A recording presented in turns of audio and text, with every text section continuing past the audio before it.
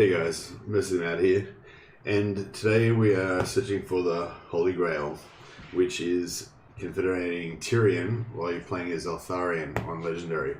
And you need to be able to do this in such a way that you can also confederate Imrik around turn 17 or earlier, because apparently, if Imrik dies, then you can just kind of like never get him because he won't be able to be brought back.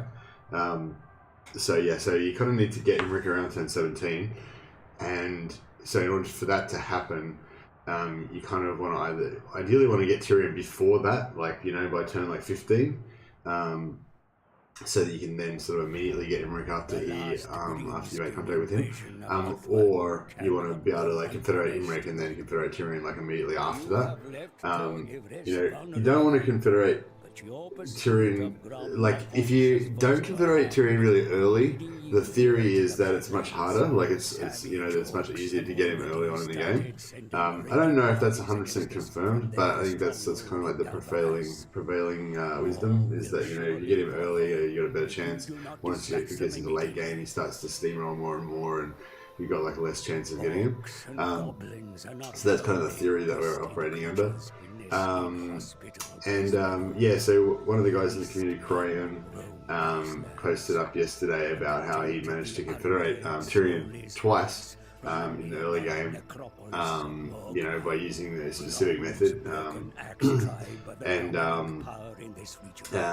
but it was not reliable. It wasn't he managed to do it twice, so he sort of proved that it definitely is workable and wasn't just like it wasn't just a once off, but that was twice out of 10 times or whatever, so not reliable, so the search kind of continues for a reliable method. So yesterday we had a couple of goes at it on stream, and I kind of encouraged the community to have a go of it as well. And so I know quite a few people have been having a crack at it, and have been posting up some successes that they've had, and ideas they've had, and things they've tried that didn't work, and that kind of thing. So the idea of today's stream is just to kind of, I'll be trying my own tries on stream and like trying out the things that the people suggested, and just also discussing the stuff that other people suggested and going through the posts that people have made in the last 24 hours. So that's the idea. So just to reiterate, so the goal is to confederate Tyrion, who's actually my favorite lord. I've decided. Like my favorite start is as a Lithener, particularly because it's really easy to confederate Tyrion as a Lithener really early. If you're doing this with a Lithener, it'd be really easy. You can easily confederate Imrik and Tyrion in the first 25 turns, with no problem at all, basically. But if you want to start as Eltharion and get those sweet Mistwalker heroes, with the dilemma that you get at turn 15 that make your Mistwalker heroes really, really powerful, and Tyrion and Eltharion's other, specific faction bonuses, then you have to start as Eltharion, and it's much harder to get Tyrion this way. So that's the Holy Grail: figuring out how to confederate Tyrion early with using Eltharion as your main lord, and still make sure that you get Imrik, so that you can then go on and confederate all of the lords to have your sort of ultimate high elf campaign where you've got all of the lords. So that's the goal. Anyway, so without further ado, hey guys, sorry I'm late. Hey Amphitheater, hey Linksy, hey Fade.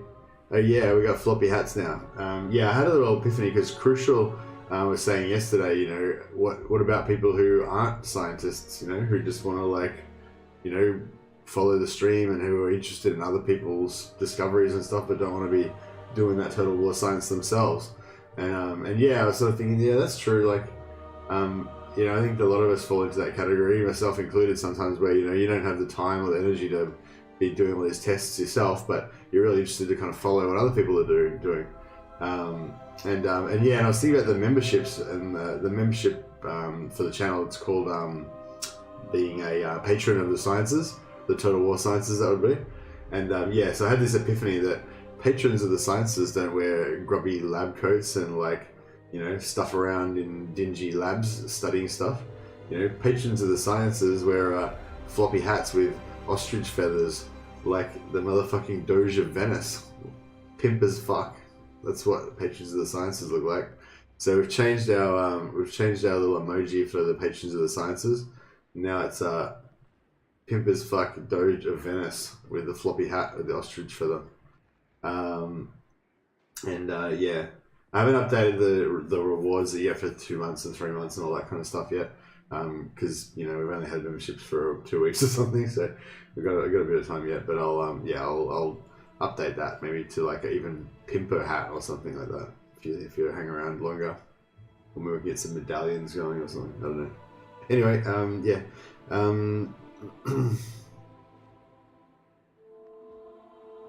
chicken soup with rice. What are we talking about? Lunch. Maurice is ready to see someone else struggle and not me. Congrats on turn 12.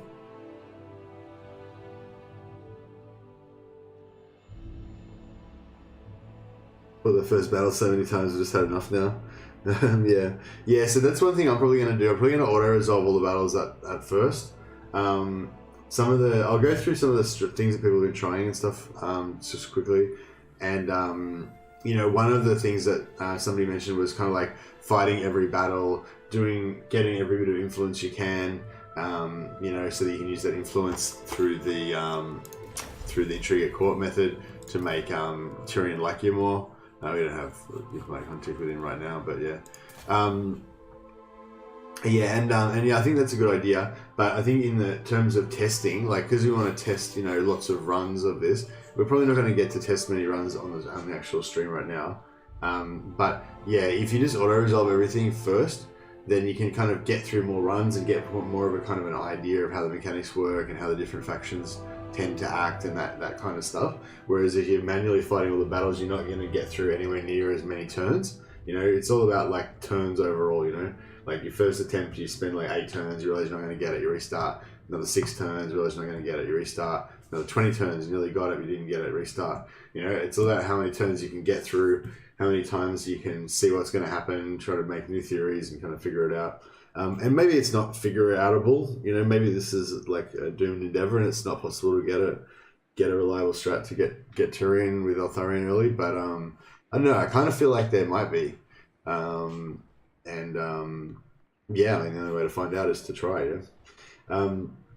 Anyway, so I'm going to try and maybe just auto-resolve everything at first, and then if like something seems kind of viable, like it might work, reliably, then try to do it perfectly with fighting every battle and getting the maximum amount of influence and all that kind of stuff.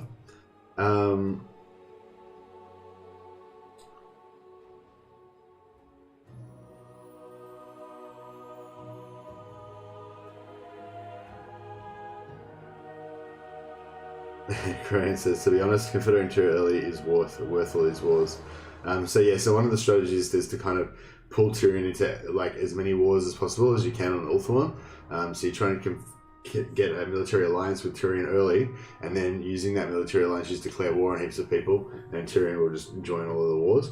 And then he'll be with all these people. It'll make him feel more threatened, and also will make him send his armies around to different places and perhaps get destroyed.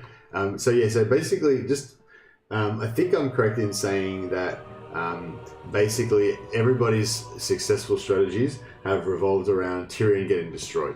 So everyone that's success, I think I'm correct in saying this, because a few people have been working on this overnight, and a few other people have managed to successfully confederate Tyrion early. On turn 12, turn 9, turn 25, stuff like that.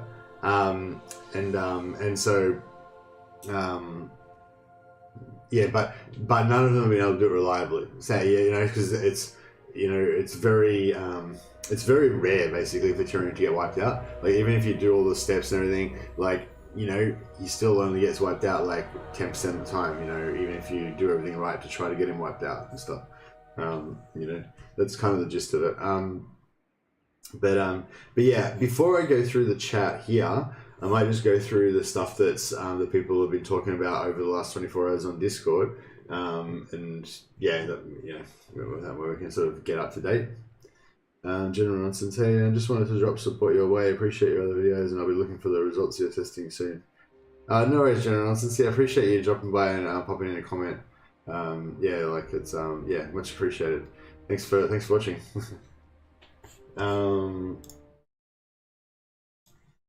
Alright, so let's just hit the Discord. So yeah, if anyone who's not aware, there's a link in the description below to our Discord channel, and if you go in, go click on that, you can just join the Discord. It's free, there's a channel in there called Warhammer 2 Discussions, and that's where everyone's like discussing the strategy. So if we introduce our cast of characters for starters, so Kryh, I'll bring it up. I'll put up this. Let's get to the start of the thread.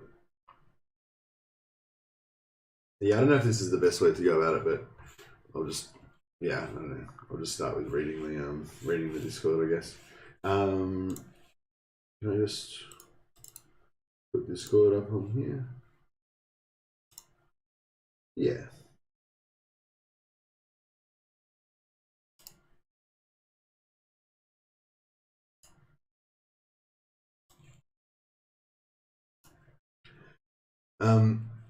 Okay, so like the new hat, says Rock. Yeah, great, congrats, man. Yeah, I hope you guys like it. Yeah, I just thought that the hat's more pimp basically, and if you're gonna be a excuse me, if you're gonna be a patron of the sciences, which is basically a paid supporter of the channel, so if you like pay, you're paying the subscription fee basically to be a member of the channel, then you use a pimp ass hat with a big fucking ostrich feather. So that's what you get. And the rest of us plebs will wear the filthy science coats for you and do the dirty work. Yeah, thanks, Fade. Appreciate it. Thanks for all the super chats and the memberships and everything, Fade. Appreciate it. Really appreciate it, man. You've been super generous, so it's really cool. Okay, so I'm just checking you can see what I can see. No, maybe I've got it in the wrong spot. Maybe if I put it like there, that's a good spot. Yeah, maybe I should move my head out of the way. I'm too vain there. Can't get rid of my head. We'll keep it. Actually, put there. That's in a good spot. Yeah. Okay, so yeah, quickly in review. So yeah, yesterday on stream, Kryh said that he's was able to confederate Tyrion a few times on turn 9, I think it was, or something like that. And then actually, before we get into this, we'll just read Kryh's strategy. Here it is. Okay, so he's put it in a text document, so you can just download that if you want to go through step by step.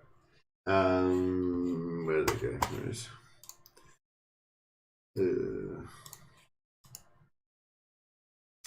Or maybe I should switch.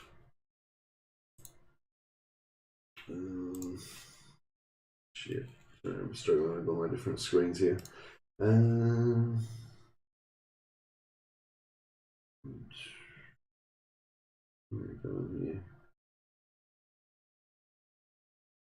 Window capture, there we go.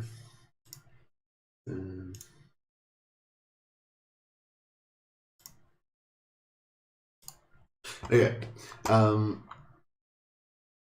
So this is Kryh's step-by-step guide. So if you want to read through that, but yeah, sorry, here he goes. So it's not a guide. This is an explanation of what worked for him. So it's not. This is on very hard. So yeah, I think there's other strats that have kind of developed now as well. So this isn't not the only way, but this is kind of like the first way that we kind of started with. At this point, the guide relates to very hard difficulty. It might or might not work on lower or high difficulties, or not work at all unless the stars align until further developed. Trying this method on legendary is pretty much masochism. Also, please remember that possibility to confederate Tyrion as playing as your race is very random, difficult, and time consuming, but not impossible. For the sake of sanity, most of the battles can be auto-resolved because it's just not worth your time to fight everything manually. Yes, that's pretty much what I was saying. When so many things can go wrong. So that's what that's sort of what I was saying as well. Like I basically agree with that. You should just auto-resolve everything you can at first, so you kind of figure out the lay of the land, what you think might work, and then and then kind of get into the fighting every battle and stuff once you think you've figured out something that's got a good chance, I'd say. You can get a non-aggression pact with Scabby Eye for 400 gold, says Thingamabob. That's pretty cool. Is there any truth to the fact that the ally gets nerfed as soon as they enter a military alliance with a player, according to how it usually took 2 to 3... How I play it usually took 2 to 3 turns from when we entered the alliance. Okay, Vernix is just... Yeah, that's a good point, actually. But Vernix raises, there's a theory that if you enter into a military alliance with an AI faction, then that sort of draws them into the player bias somehow, and then they get... so there's a thing called like a player bias thing where basically the AI will kind of figure out what it wants to do in terms of attacking neighbors and all that kind of stuff, but it will generally favor the player. It will generally favor attacking the player over its other options. And if you kind of get into a military alliance with somebody, another faction that might have otherwise been really strong, they'll then sort of suffer from the player bias as well, and be kind of weakened by the alliance. But yeah, so the basic version of Crane's guide is get military alliance with Tyrion ASAP. Military alliance allies lose their cheats and usually lose fair fights, yet they stay cocky and rush their enemies. So yeah, so he's saying basically that he agrees that alliances weaken the enemies, but he's saying that they actually lose their like legendary or very hard stat buffs and stuff like that, I think. Yeah, I didn't know if, I mean, I think I've heard that before, but I wasn't sure if it was definitely confirmed, but yeah, maybe it is, maybe it's just a known thing. Get him into wars with his neighbor. Yeah, so get into military alliance with Tyrion ASAP. So what that requires you to do is get Cavill, the Lawmaster that starts off in Toy of Res, to join the battle for the first battle against that initial Orc army that's right near your starting position. And then after you've done that first battle, then Cavill will immediately leave and head south because it's going to meet up with Tyrion on turn 2.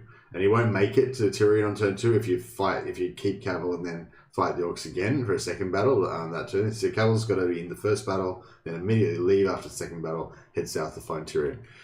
Then once you've got diplomatic contact with Tyrion, you use your influence and money. You can get cheap. If you meet him on turn 2, you can give him very cheap gifts as well. They only cost about 380 for a small gift. So yeah, you can do that to pump up his relations with gifts. Also, you'll have a bit of influence by then, so you can pump up his relations with influence, get defensive, then get non-aggression pact, military access, defensive alliance, and then get military alliance.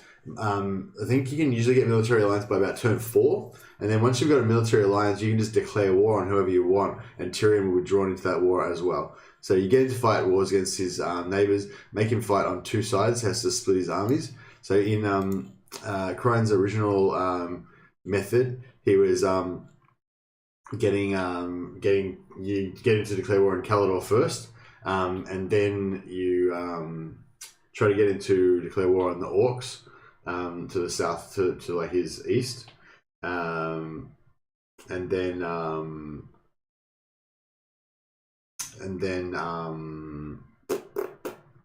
you want to get him to go into war with Illyria, but yeah, Crayon's got kind of like a specific method where you wait until Tyrion's armies are in a certain spot, and then you kind of declare war, get Illyria to declare war at a certain moment. So they're going to attack the Shrine of Loek, which is the position that's directly northeast of Tyrion's start position, and then hopefully he'll split his forces, and then his forces will get destroyed, basically. But yeah. So another part of his strategy is you guys can go into the Discord and download this whole document if you want. I'm not going to probably read through every little bit of it because we've got to like kind of move along, but yeah, one other big part of Crayon's strategy is that you kind of restart until you get a sea treasure Skull Reef, ideally, or a shipwreck that's near the Shrine of Loek, because that is going to give you a huge amount of extra money. So if you're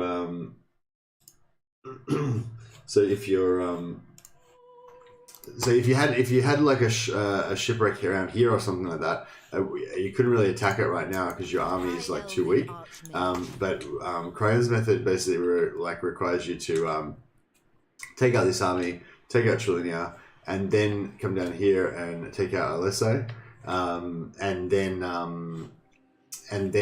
but meanwhile you're recruiting in this army until you get to Shrine of Loek. By the time you should have quite a powerful army, and you can see here we've actually got a shipwreck fell cargo there, so that might give you a bit of money, but it's not going to be as much as the Skull Reef.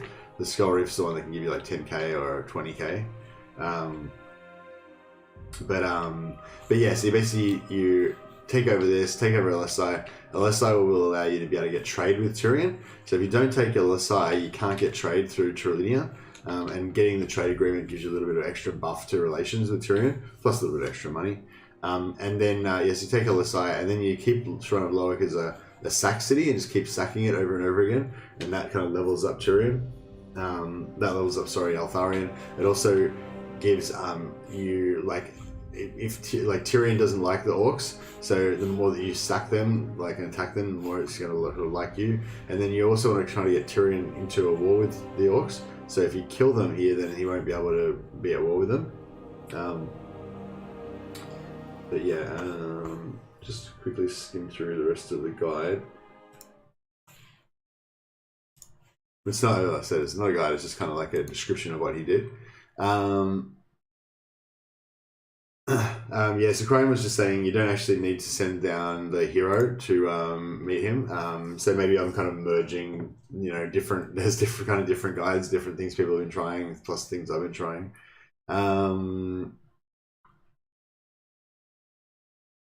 But yeah, so the gist of it is that you want Tyrion's army to get destroyed, and you want to have a shitload of money, basically. And I think you want to have about one full stack. I'm not too sure exactly what Kryh had at the end, but yeah. So so the other part of it is that with Eltharion, who's over in the Darklands, you will.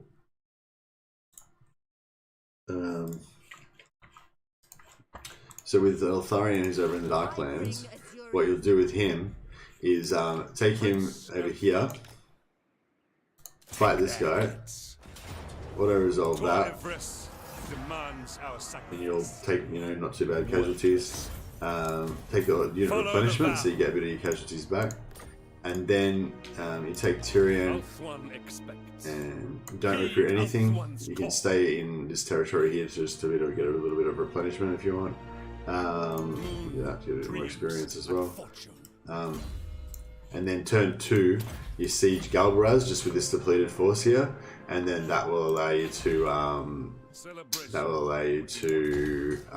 take that out, get an extra sack on that, and the sack will allow you to get closer to this chapter objective, which you need to get 4 loot or sack 4 different settlements. So this is 1 there, and then you'll get 2, 3, and I guess you can take Loek whenever you feel like it to get the last bit of money. What was I going to say?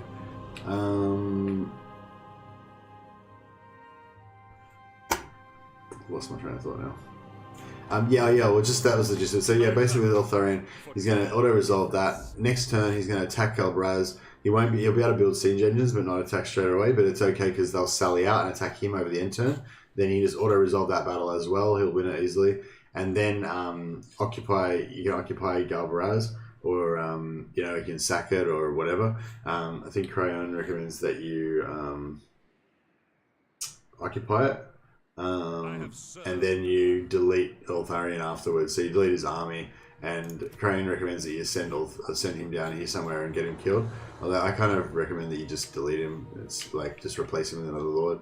Kryh's theory was that it's cheaper to send him down to suicide rather than spending money on replacing him with another lord. But I think on Legendary with the 15% supply lines, it's it's much of a muchness.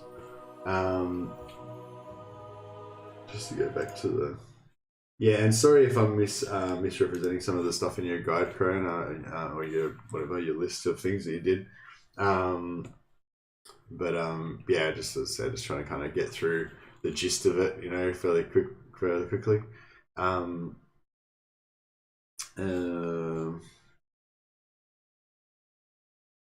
Yeah. So you're at Skull Reef or shipwrecks near the Shrine of Loic settlement. 2 possible spawn points. There's only 2 that are guaranteed to give you a huge gold reward after the battle. You need this gold for the Confederation because you won't agree to join without 16k payment. So where Crone's method, he's found that you need at least 16,000 gold, even if all of his things are destroyed. And he's saying, you know, you can't be late. So I think that's if you're going for this kind of random chance of Tyrion being destroyed, that's an important thing. You need to be ready as early as possible with all your money, with your faction strength high if you need that, and that way, you know, because you're waiting for Tyrion to get destroyed, and then it's on that turn when he gets destroyed that he's going to agree to Confederation, but only if you're in a position to do the Confederation. So, you know, with a Lithanar, usually you need to have a certain faction strength, and you know, maybe you need money or, you know, or whatever. So you're sort of saying you need to get all that stuff ready so that you're ready to go when he's ready.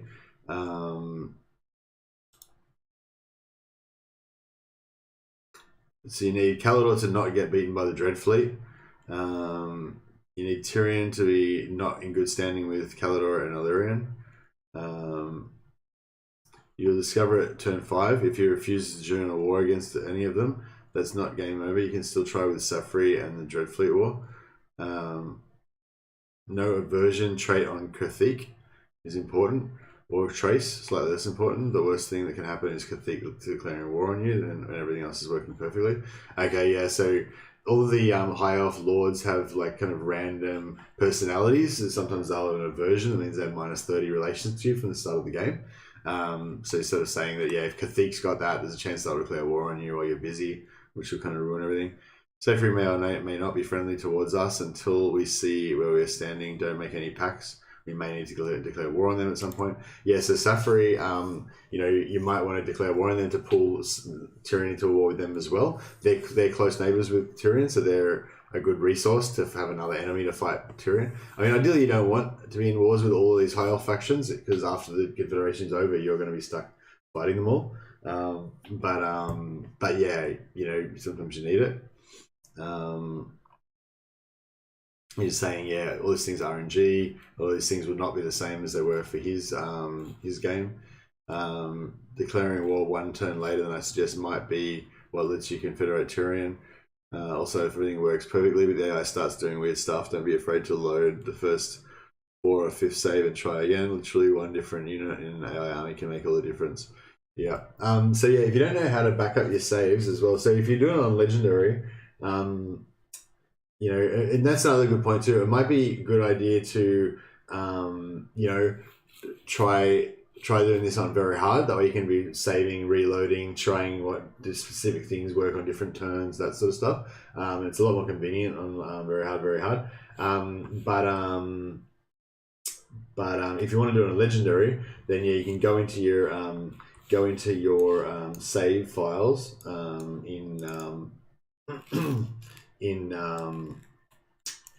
go into your save files in your computer. So it'll normally be on C drive, users, you know, your username, app data, roaming, the creative assembly, Warhammer 2, save games. So that's where your save games are all saved. So you can go in there, copy your save, put it in a different folder somewhere, keep it safe, and then you can just copy it back in there again when you want to, you know, go back to your backed up save.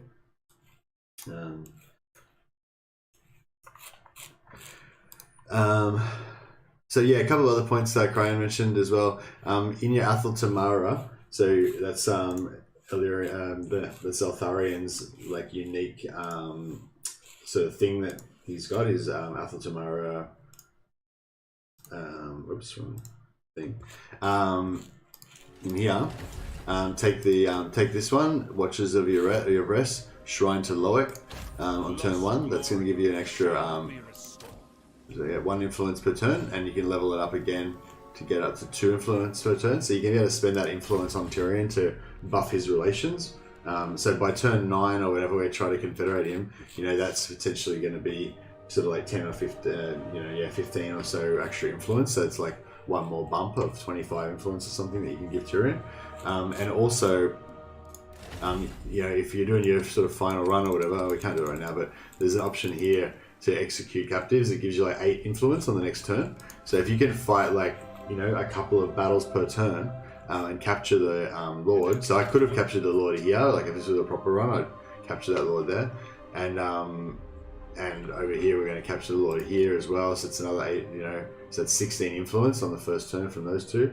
And you can kind of keep that going and get like heaps and heaps of influence. Benjamin Butt just said, sometimes the directory can be hidden in your version of Windows and you need to do a manual search. So yeah, okay. I didn't know about that. Hey Andrew Jones, how you going?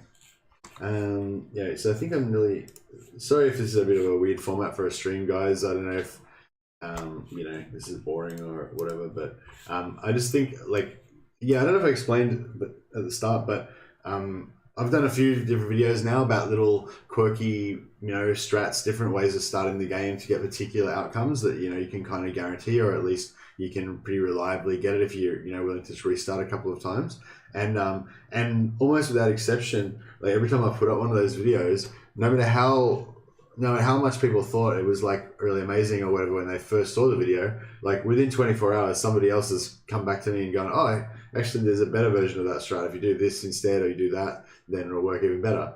A perfect example is that is the 2-turn Malekith guide. The next day, I got contacted by Assassin who'd come up with an even better version of it that I made a video of as well. So yeah, if you've tried the 2-turn Malekith guide and you haven't tried Assassin's version, try the 2-turn Malekith Assassin's guide version. It's even better. But yeah, that was kind of what I was thinking with this. Like when Kryh mentioned this yesterday, I thought, oh yeah, I could go and like work on this and see if I can figure out how to confederate Tyrion. But I think it's really cool. Like everybody being involved in this stuff. Like I feel like it's I don't know. Yeah, I feel like it's like there's a bit of a community effort with a lot of this stuff. Like a while ago, Lawmaster Sotek did a competition to see who could finish the final battle, Eltharion's final battle, the fastest when the Eltharion DLC first came out, and Legend of Total War got involved as well, and other members of the community,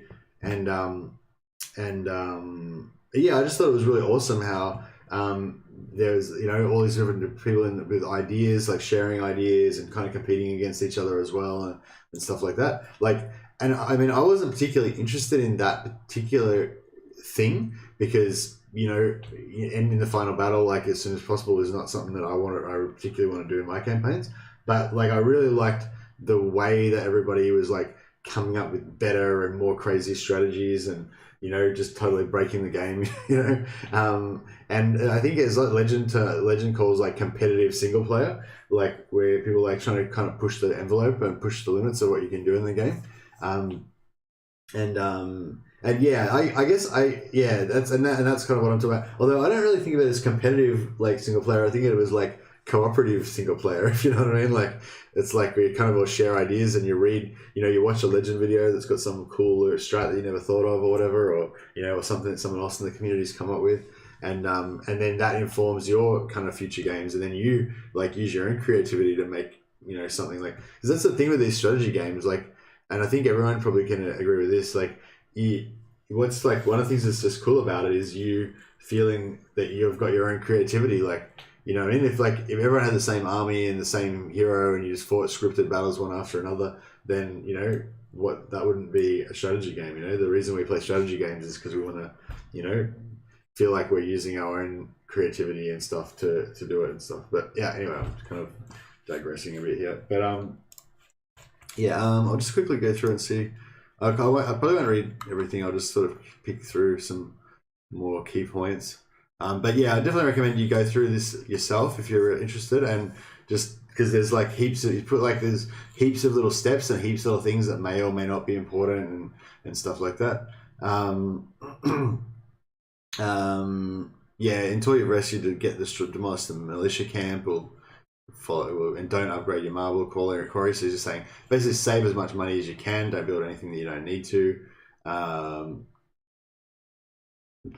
Excuse me. Oh yeah, a little point there about auto resolve. He's saying that you. It's going to be annoying switching back and forth between these screens all the time.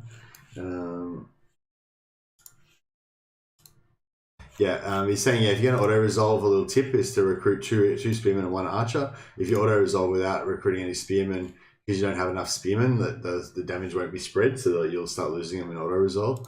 Move Eltharion towards Galbaraz and start the siege. Don't worry about the balance of power. He'll win the auto resolve because Eltharion and the Phoenix are really powerful.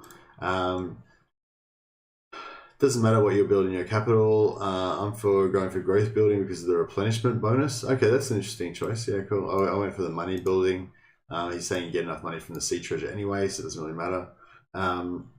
Attack Trillion with your Mage Lord. Auto resolve, shouldn't kill any of your units.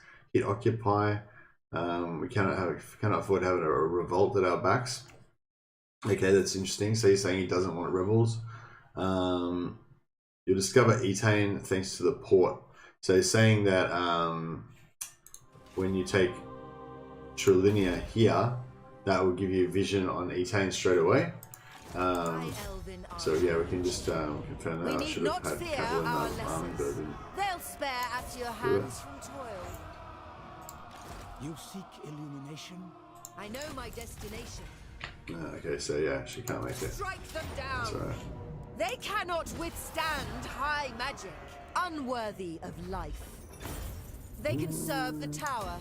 The Archmage marches. So I'm not actually following his guard. I was just checking out. Okay, so yeah, so you don't follow up that army. He's saying just fight the first battle, stay here, and then recruit, and then turn 2, take out Trilinia.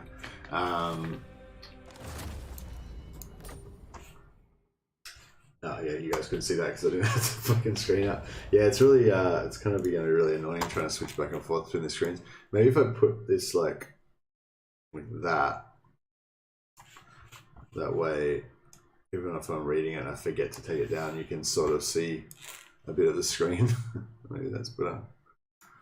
Is that? Fuck this shit.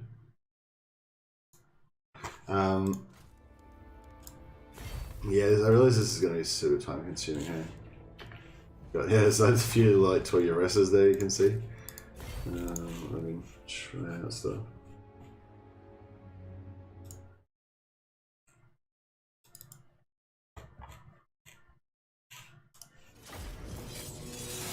No rest, no.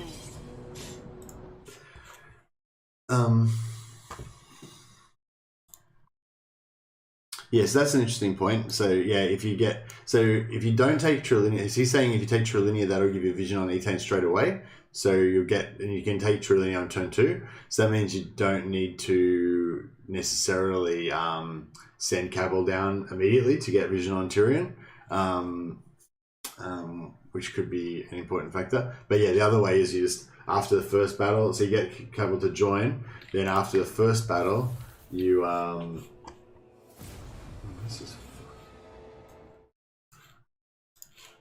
Sorry, just trying to manage all these screens at the same time is like a nightmare.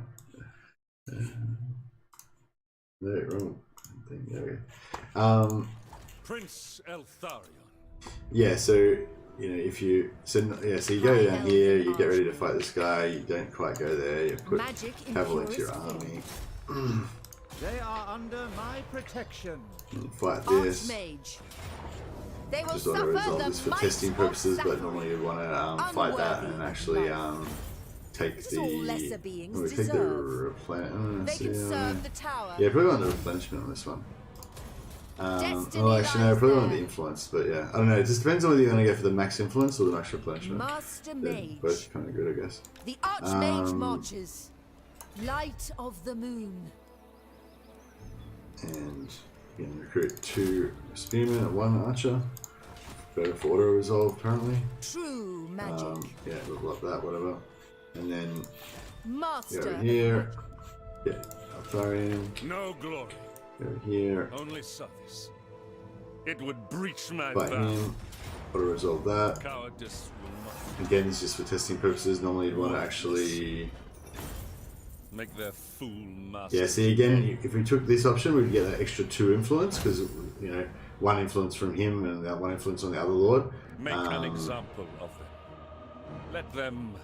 But the build replenishment out will make it stronger in auto-resolve. Follow the vow. You probably don't actually need it, actually. You probably could Show take the no influence. weakness. But yeah, I'm sure someone's probably tested that already. If I read Crayon's guide, it The probably tells warden you what of to do there. Tor Ivres. Over here, you've got to get this building, Elven Gardens, because you've got to recruit. That takes 3 turns to build. Then on turn 4, you'll be able to recruit a noble hero from here, and then you'll send that noble hero over to discover Imrik. Because while we're doing all this, we need to discover Imrik by about turn 17. You got to confederate him, otherwise, you know, he's potentially going to die, and then you're not going to get him. I bring Azurian Yeah, so over here, you delete this, and don't. He's saying don't build the stonemason. Like, you could build this, that will help you out later on in the game, but he's saying that 1360 gold is too valuable. You might need that. So yeah, just don't worry about it. I think it's actually better to work towards archer buffs on Lorna instead of the movement first, but yeah. I don't think the movement's enough to get from here to there in 1 turn anyway, so it doesn't really matter. High mage. Yeah, I think that's pretty much it. And then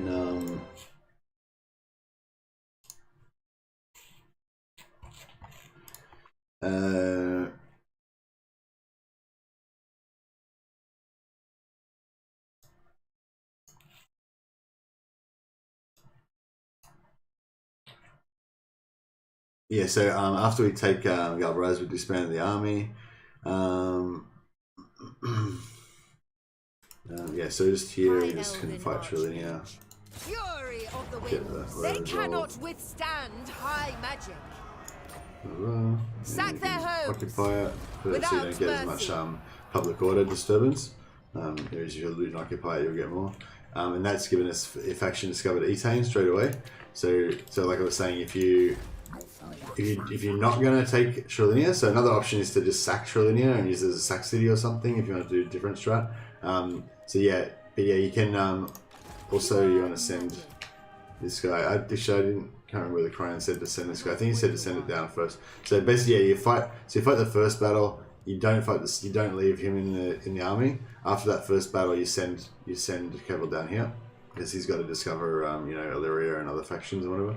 And over here, get him to attack Galvaraz. Futile. Fang sword bites.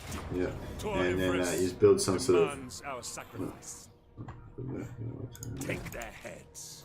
Leave none alive. Yeah, you build some siege engine. So it's going to take 2 turns, but that's okay because they're going to attack us over the end turn anyway.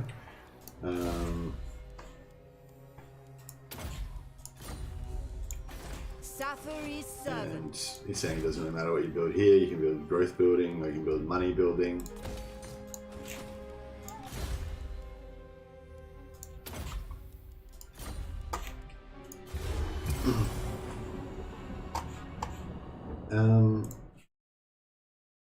Oh yeah, probably you can't see what I was doing there because I had the fucking screen up again. But anyway, I'll get rid of the screen in a second.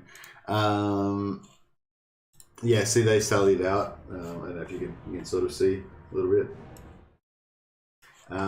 Yeah, so you can just auto resolve that, and then you can sack it, or you can loot and occupy it. For marine, Tor Ivres needs it all. Not sure which one's the best actually. Them. So I can give you slightly more money. This So you can sack it and then just occupy it afterwards. But oh no, actually do loot and occupy, because if you loot and occupy, this is actually over the end turn. So if you do loot and occupy now, then you'll like already occupied it by the time your turn starts. And that way you'll be able to freely move out of the settlement again. Whereas if you sack it, then you'll have to occupy it on your turn, and then your movement will be ended. Yeah, so Kavil should actually already be like here by turn 3, sorry. I mean, yeah, sorry, now on turn 1 he should be here, on turn 2 he should be down here, and then, you know, so by now he should be already like down here. So I kind of stuffed up there, but yeah, whatever. And then you can kind of move down here, you know, recruit some more dudes, and then take a less side. And when you get a Lesai, that'll allow you to get trade agreement with Tyrion, which will give you extra the possibility to get higher relations and more money and stuff. If you only take Trillinia, that doesn't give you trade because there's not a trade link between here. You have to take a Lesai if you want to get trade with Tyrion. Or the other option if you want to get trade with Tyrion is you can abandon Toy of Rest and abandon everything here. And then Grunty Mingle will become your capital. So if you go... Shaper of Fates.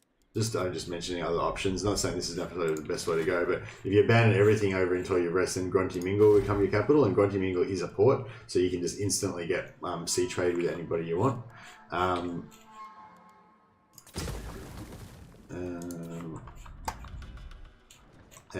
yeah, and he's saying as well, you just want to get rid of. So in Crayon's guide, you just want to get rid of. I feel like I'm just going to spend the whole time just explaining other people's shit and not like actually doing anything myself. But yeah, basically you're in Galbraz here. Crane suggests that you actually delete these units and then just drive Tyrion down here somewhere and try and get him into a fight with this guy. Yeah, I guess that makes sense actually. If you just fight this guy. It is actually slightly cheaper. And he'll get a bit of experience from the fight. I don't know if he'll die though. No. So you have to manually fight it, I guess, to make sure he dies. Actually... Oh, what the fuck? So even though we lost, we captured their lord. So that's pretty sweet. So yeah, just demonstrating here. So when you capture the lord, you go down here, you execute. And see, it gives you gain +8 influence on the next turn. So yeah, you see it pop that, and you get 8 influence, and then you can pop this up again, so you get another influence per turn. So that's a pretty crazy little extra aspect of it. So I've been negating the chat, but it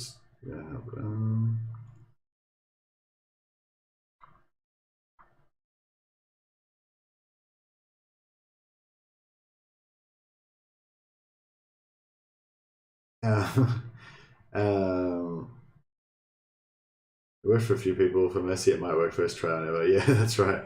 Varen said he tried Crone's method. He can't get it to work on Legendary. By turn 10, Tyrion has 4 stacks.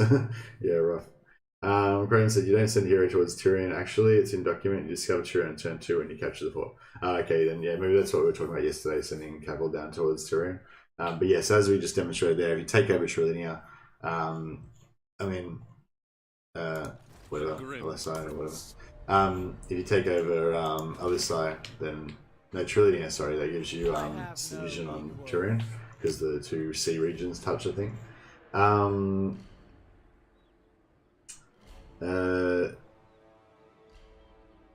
Brian saying, yeah, that's the difference between Legendary and Very Hard. On Very Hard, it has maximum of 2 stacks.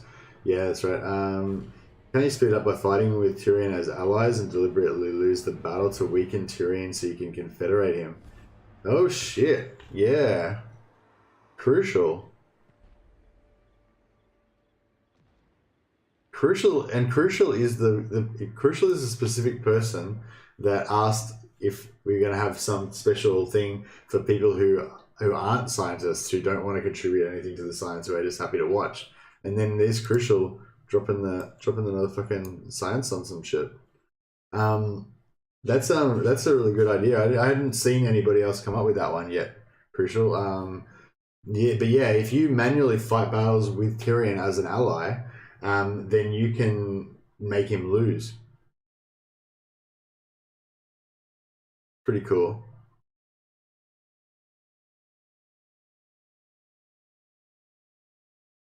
If Rins says, yeah, Crucial, it might work. And my strategy is to wait and let him die. Rins, cool. Yeah, so I think that's like basically the strat that Korean's saying as well. You want to get as much money and influence and faction strength as you can get, and then just wait and hope that Tyrion dies. The only problem is if Tyrion doesn't die, then you're fucked, basically. Yeah, so... yeah, I guess like that's one thing I've been thinking. Like, yeah, if there's some way... You need either some way to guarantee that Tyrion dies. If like this strat, like Korean strat, and I think Varenza's strat as well, which will we'll talk about what other people have said in a second. Both rely on Tyrion dying, but there's a lot of RNG with that, you know. So yeah, so we're like just right this moment, and I haven't even read everything that everybody said, but right this moment, I'm thinking that if we want to get like a reliable strategy that works like all the time, then it needs to be one that either one that, if we're going to rely on Tyrion dying, then we need to make sure that we need to find some way of making sure 100% that Tyrion dies. And I don't think that anyone's really close to doing that. There's a lot of most of the stuff that people are talking about is ways that you can encourage Tyrion to die or make it more likely that he's going to die. And people have been having success with that stuff. There's definitely stuff you can do that will help him to die. That sounds weird, but I don't think anything fully viable with that. But the other point that I've been raising is that you know people like trying to get Tyrion to die, trying to get more power rating than him, get his power rating low, get him threatened, do all this different stuff, you know. But like as I noted, when you play as Eltharion, you know, you can quite often confederate Tyrion, even though Tyrion's not dead, even though Tyrion's got 2.5 or more healthy stacks, he hasn't been defeated at all. Even though he's got higher faction strength than you, you know, so none of the things that you kind of think you need to do apply when you're playing as Eltharion. You can have less faction strength than Tyrion. Tyrion cannot be destroyed, and you can still get him, you know.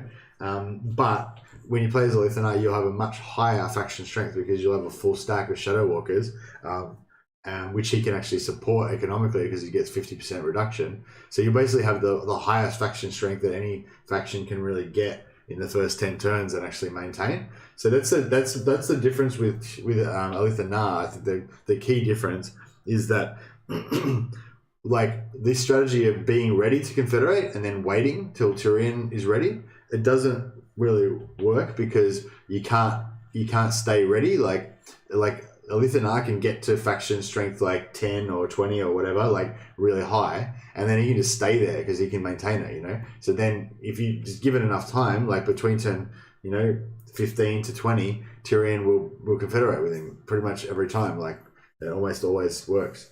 And just because you can sit at that really high faction strength the whole time, I think that's the reason.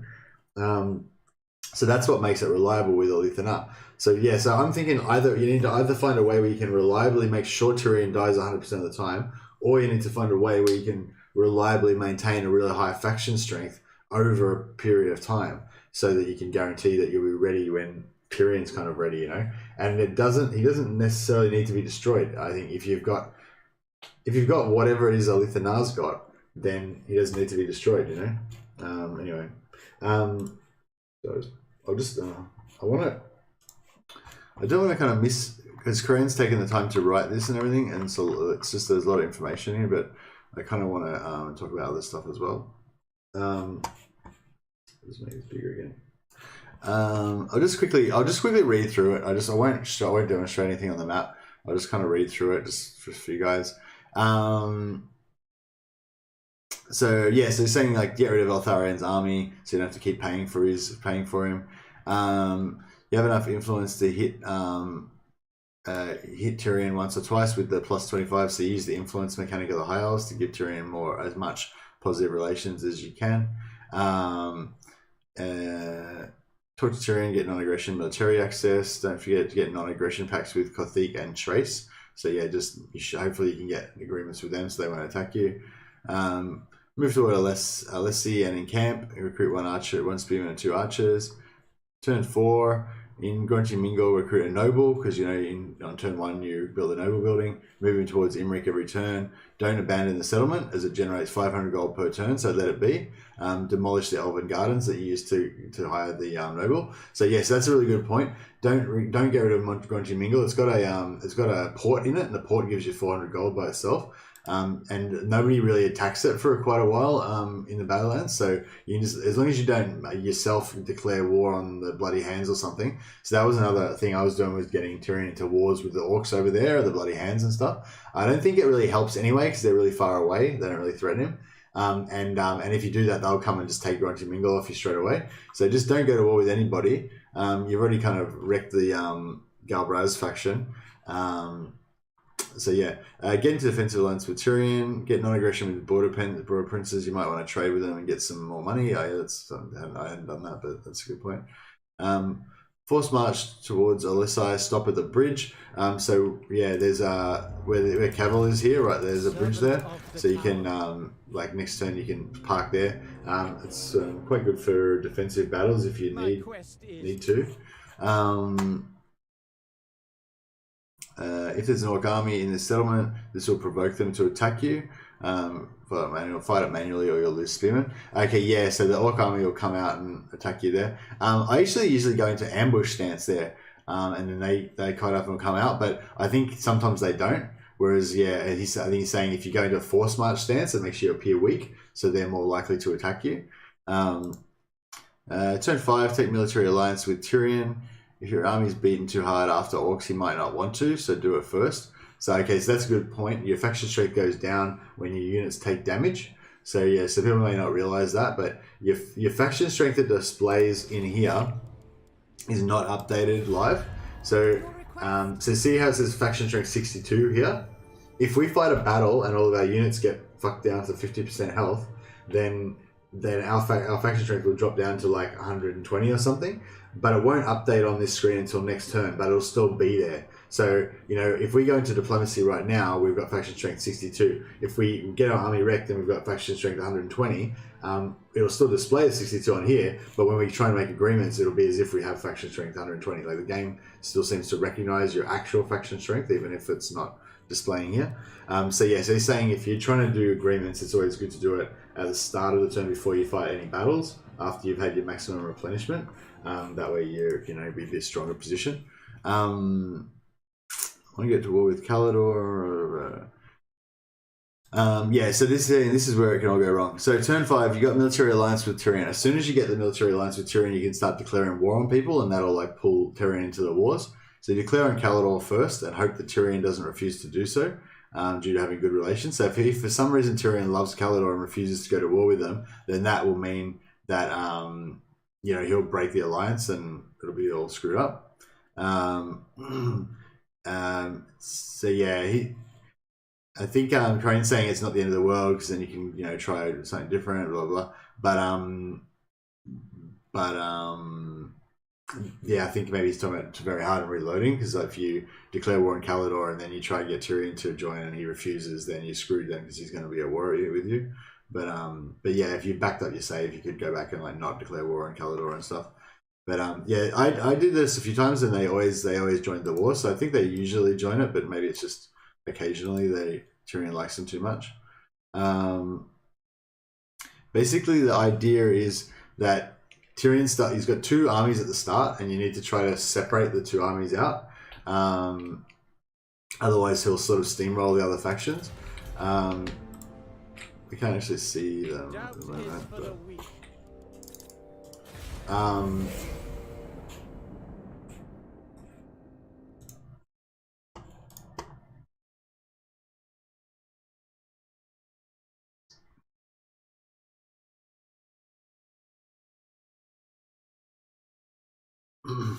yeah, so we got getting destroyed over the interns, then we don't have to pay for him. And he apparently gets extra XP even for losing that battle, so that's pretty good. You may approach. So some influence over the intern. Warden of great. Trained by the white It looks like the orcs have actually left there now anyway, so True magic guides me. yeah, they're not there. Sometimes they leave by port maybe and go up here somewhere, or they go down to Shrine of Loak or something. Master of magic. Yeah, I don't think they're gonna, in this instance, I don't think he's going to attack us, but yeah. Yeah, so Tyrion's like sitting here with 2 stacks. Yeah, so basically when I get into declare war on Kalador, then he might send a stack over there, and then if we can get him to go to war with the orcs or with Safari or something, he might send a stack over here. Meanwhile, Illyria, the faction over here, will be heading towards the Shrine of Eltharion here, which is at ruins at the start of the game, and I think they're a bit like a ruin dwellery, and they'll try and get that. So yeah, I think Crane's strategy is basically you declare war on Illyria at the right time when Tyrion's armies are kind of separated, and then they'll probably take over Tyrion's settlement here, and then they'll get into a fight, and hopefully Tyrion will get wrecked. Excuse me. How do we go for time? It's already 1 hour and I haven't even gotten through Kryan's description. Sorry guys, I'm really not sure how to go about this in a better way, but yeah, there is a lot of good stuff in Kryan's guide here, so I definitely recommend you read it. Like, even though, as Kryan says, you're not gonna get it by following this is like what he did, because his method is not reliable, it doesn't work every time. But there's a lot of factors that are involved in it that he's like laid out for you here, so it's quite a good read. So turn 7, Tyrion's army should still be standing next to Lothern. Illyrian went further towards the Shrine of Assyrian. In my campaign, Seyfried was there first and occupied it. It might have something to do with general success of the strategy. Both me and Tyrion are in good standing with Seyfried, and we all had trade agreements. Yeah, so there's a lot of randomness about who's friends with who and all that kind of stuff on Ulthuan.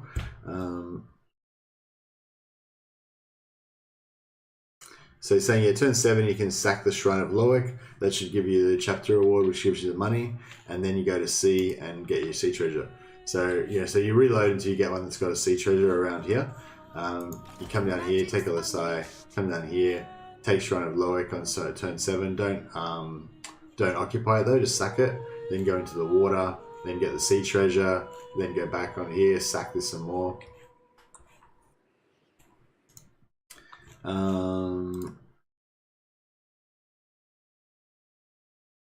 Get the sea treasure that you should have next to the settlement or in the water. In this case, you'll fight for the next turn. Good luck. The sea treasure battles are very hard this early.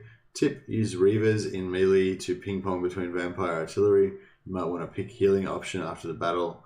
And have a healthy army at turn 9 to get more strength ranking. Yes, he's just mentioning that you want to kind of keep your strength ranking as high as possible. Should discover Avalon, ask them to join war against Scourge of Cain in exchange for an aggression and military access. Declare war on Illyrian. Turn 8, this is when the magic happens or not. Tyrion should force march towards Calidor. They should have 2 stacks ready to nuke him next turn. Alistair force marching to Arangariel. Illyrian should go back from the shrine and decimate Alistair. Ask Tyrion to join a war against Skullcrag Orcs and Scourge of Cain. If you're done with sea treasure, sack Shrine of Loic, try getting back to your province, merge units and recruit 3 more spearmen for a bit more power ranking. If you don't need to, detach the Lawmaster Hero and recruit 1 unit in its place. If you can't go back, you may want to occupy the shrine and recruit from there. It may or may not make Confederation harder, needs testing. Yeah, that's another theory of mine, that having less great power penalty makes a difference. So in diplomacy here, quite often you'll have this great power penalty, -5. If you've got more than 2 regions, then you get a great power penalty. So if you when you start off, you've got just Toya Res and Grunty Mingle, so you don't have any great power penalty. But as soon as you take Trillinia, you get -5. I think you can take everything else and not go beyond -5. Maybe if you take like a couple extra things after that, you might go to -10. But yeah, even though in relations, like, and this is just a theory that's, I don't have any real evidence to back it up. It's just like, a theory that I thought. I still kind of think it, but I'm not sure. But yeah, even if, just say you've got all your green bonuses there adding up to like +500 or whatever, I think that, and the great power penalty of -5 doesn't seem very significant, but I think that that's not the case. I think that the Confederation penalty maybe, weights it more. I don't know, that's just a theory though. Maybe someone who's more familiar with the game code can tell me if that's completely wrong. But yeah, like, my theory that I was going by, which I'm a bit not too sure about now, but was that, it's not that -5 isn't what gets applied to Confederation. Maybe it's like -50 or it's multiplied by -50 or something, so high grade power penalties, pretty bad, basically is what I'm saying. But I don't know, I'm not sure. It's very confusing.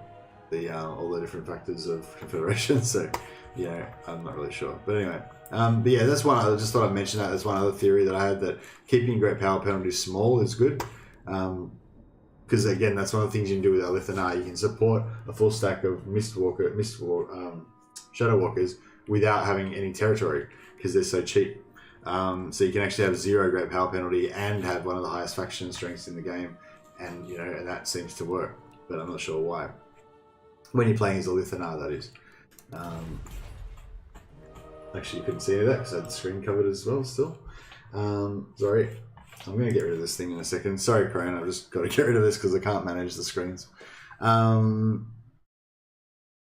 we'll just read this the last little bit. Kalador should come out and beat should come out and beat Tyrion. Confederation odds are low, so it's still like red or whatever, but you offer him all your money, which should be about 30,000, and see if your chances go to high. If it is, then congratulations, you did the impossible. Yeah, awesome. Thanks, Graham. Good guide. Now, these are the thoughts. Getting into defensive alliances with your neighbors to the north. No idea if this has any positive or negative effects. So it's to make Cathik and Trace. Still could be something to try. Right next to Eltharion's starting position, there's quite a few places where sea treasures can spawn in close proximity. Abandoning Toy of Rest and fighting, sacking the orcs, plus getting those sea treasures, not to mention much stronger units on Eltharion, can be even better than staying in Ulthuan. Also, being at war with factions that are pretty far away from you may have some effect on your ally feeling threatened and confederating easier. Yeah, I think that's possibly a worthwhile thing. I think also like not sharing a border with your ally might be a thing too. I don't know. I thought I remembered something about some AI programming type of thing saying that if you share a border with them, they kind of don't like you as much because you're kind of in the way of their expansion or whatever. But I don't know. Maybe I made that up. But also, yeah, the idea of them feeling threatened. Maybe they know that you're not nowhere nearby and can't help. Dumping the idea of rolling new games for perfect sea treasure. Instead, sack every settlement before occupying. Just deal with the rebels with the garrison plus another lord. Might not even need any units. Finding a sack route for Eltharion, be it south towards TK or west for border princes. Yeah, so I think that's a good idea as well to try. So Kryh's method is to sort of like abandon Eltharion's army and do all this stuff on Ulthuan. Now there's a completely opposite version to that, where you just get to delete Toy of Rest entirely, and then you just go rampaging around this orc area and build up Eltharion's army, trying to make as much money as you can. Maybe take these sea treasures that are in the water Ningle as well, just get heaps of money and power and stuff like that, and just try to go all out. And then there's this other method that sort of Kryh was sort of saying just then, where you sort of do a bit half and half. So you kind of, do this down here and everything, and keep Toy of Rest, but loot and occupy everything so that the public order goes really bad. Then like rebels can spawn up here. You can just pop a lord out temporarily to deal with the level rebels for one turn or whatever. Meanwhile, he can still be down here sacking shit and maybe do whatever. Then maybe you possibly could disband this army and keep Eltharions, or maybe you can keep both armies. Anyway, as you can see, there's like lots of different things you could try that might work. So at this point we'll say thanks to Kryh's guide and get rid of that. I'll just do a quick review of the chat before I get into more stuff.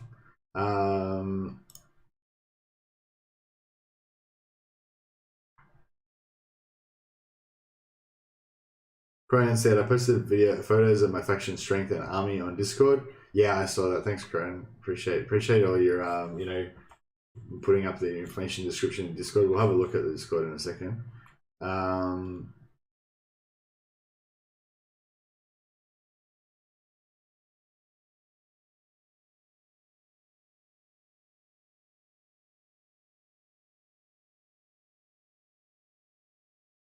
WT says, let's get those testing goggles on, lads.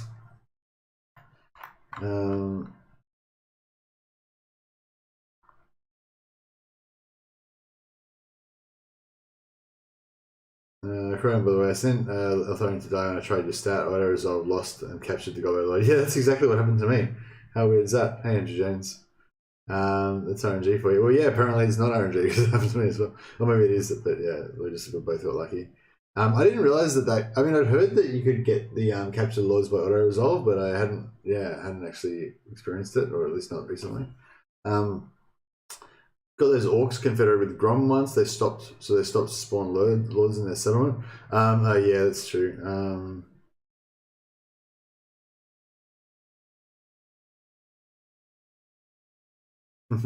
Yeah, correct. Eltharion alone against almost the full stack. He kills the lord, captures it, and survives. Supply lines can be brutal on these split starts. Yeah, that's true. I feel like you kind of need to disband one army or the other.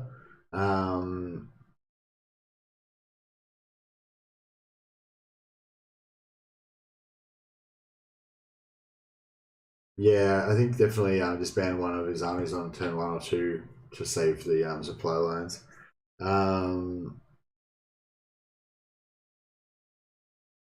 Ring said, I tried to fight on both fronts, but the economy won't allow it. Yeah, I think that's true. I think you can build up enough of an army. You can build up kind of like a full stack that you might need to take Shrine of Loek with Lorna, while kind of chilling with Eltharion, and like cut down, get rid of his shitty units, and just have him there, or even just get rid of his whole army and just keep Eltharion by himself or whatever. And then as soon as she's taken this, then recruit Eltharion's army, and then get rid of her army and go gangbusters in the Badlands. I think that's a viable strategy for playing as Eltharion. Maybe not relevant to this particular thing we're trying to do here, but just as a normal thing for playing Eltharion.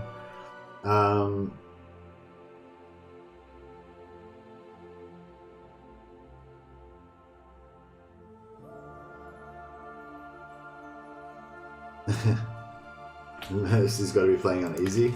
Nah, legendary. Brian, my way is all about the sweet money and influence. Oh yeah, we'll talk about what Varynx and Thingamabob have been doing in a second. 14 chess strats, says Benjamin, but yeah, exactly. There's a lot of action going on, a lot of stuff going on under the hood with this game, and with all these cool strategies. Can you use influence to make someone attack your allies? Yes.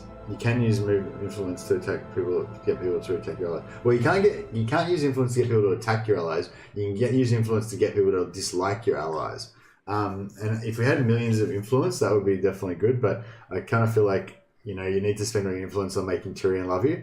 But that's probably something that would be worth exploring. I mean, I don't think it's like a high chance of being useful, but I mean, maybe I'm wrong. You never know. But yeah, like how. Kryh was saying that if Tyrion really likes Kalidor, then when you say to attack Kalidor, Tyrion like breaks the alliance and fucks everything up instead of joining the war with you. So you could potentially use your influence to make Tyrion hate Kalidor, and then then you have no problem. But then that's influence you can't use on Tyrion. You can also get the elves to hate each other. It's quite fun. Yeah. We'll break the alliance. I assume I don't remember which of the gods you serve. Hey Tom, why is this stream called the Holy Grail? It's in the description, Tom, because the Holy Grail is figuring out how to confederate Tyrion when you're playing as Eltharion in the early game. Oh yeah, sorry, I forgot to mention at the start of the stream, guys. I might have to like cut this stream short and leave you guys with it because I'm really fucking tired. I only got like 3 hours sleep and I gotta go to work in a few hours, so I might actually just kind of I was planning on having a good session of testing and stuff like that, but I don't know, we might have to make this like a multi-part thing or something. I might just, because it seems like everything's taking so long to go through just talking about the stuff, I might have to just kind of maybe make this just kind of like a bit of a meeting place. I'll kind of just try to summarize stuff and have a chat with you guys about it, and then I might have to tap out and let you guys carry the torch forward on this one. I'd love to be doing it myself, but I gotta work, gotta make the money.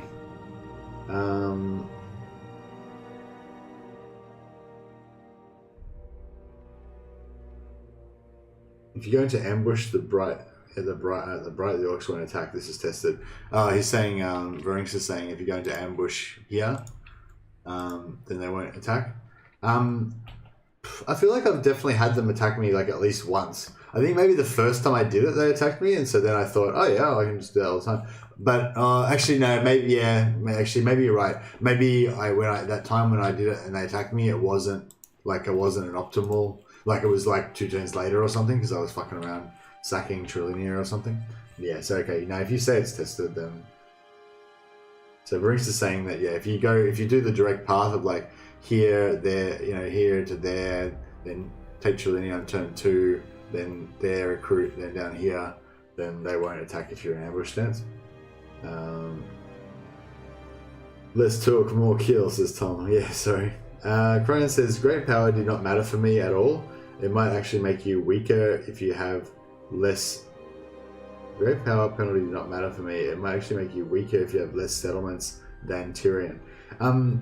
And Very said he agrees with that. So Cronin, I agree with that. I had 5 settlements the second time and I did it, and my strat and 7 the first. You lose very little relation for being great power, but it makes your power rank better. So, okay, so yeah, and I think like looking at that table that we were looking at yesterday. I don't know if anyone was in the chat yesterday. We were looking at the table that shows the bonuses for deals that the AI calculates on based on their personality, and the way it looked was kind of like, I don't know, the way that it was just like the bonuses and stuff like that, it kind of made me think like there was nothing in there about the multiplier for great power penalty, basically is what I'm saying. So, even though it didn't really tell us much about how it works, just by looking at the table, you can kind of see that, yeah, maybe that theory of mine's wrong.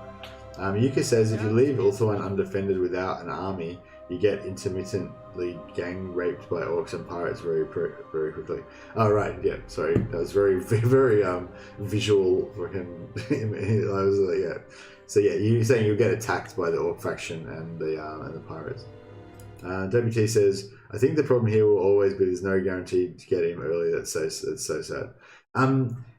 Yeah, well yeah, hey WT, yeah. So the problem is that currently there's no way to guarantee getting him early. That is the problem that we're trying to solve. It may not be solvable. Yes, that is correct. But WT, in my opinion, you rely so heavily on the AI to kill Tyrion, it's hard to give it a specific turn. You've got to have good eyes on how the war is going to try to fool Tyrion. Yeah, so a few people were talking about this sort of trying to fool Tyrion and stuff. I might just do a recap on the stuff that people were discussing in the Discord as well. Yeah, I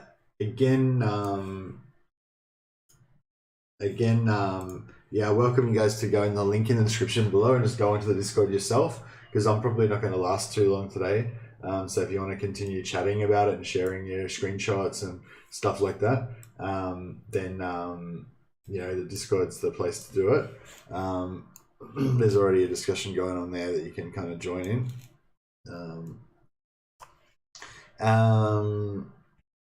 So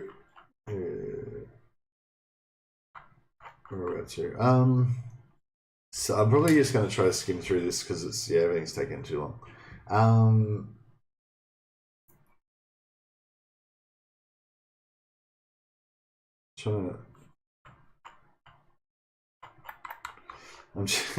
just trying to scan things. You try to like go too fast, but then you can't like actually read any faster than you can actually read. So it's like it doesn't really work. Rex is just saying, yeah, you don't have the economy of 2 stacks. So yeah, it'd be nice to have more stacks so you have more faction strength, but it's expensive. The theme above was saying one strat he was doing is having like 2 half stacks and doing various stuff with them. And then when you're ready, so like on turn 8 or 9 or 20 or whatever it is when you're trying to confederate, you want to have the high faction strength to make you more likely to confederate. So you have like regiments of renown and mistwalkers that you can recruit instantly, assuming you've got the money and you've got them available to recruit. So like,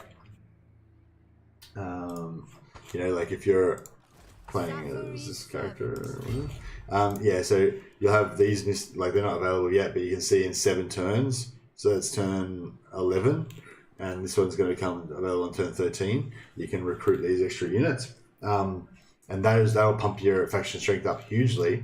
But that's going to be like 7,000, 1,500. So it's going to cost you 1,500 just to have one of each of those units in your army.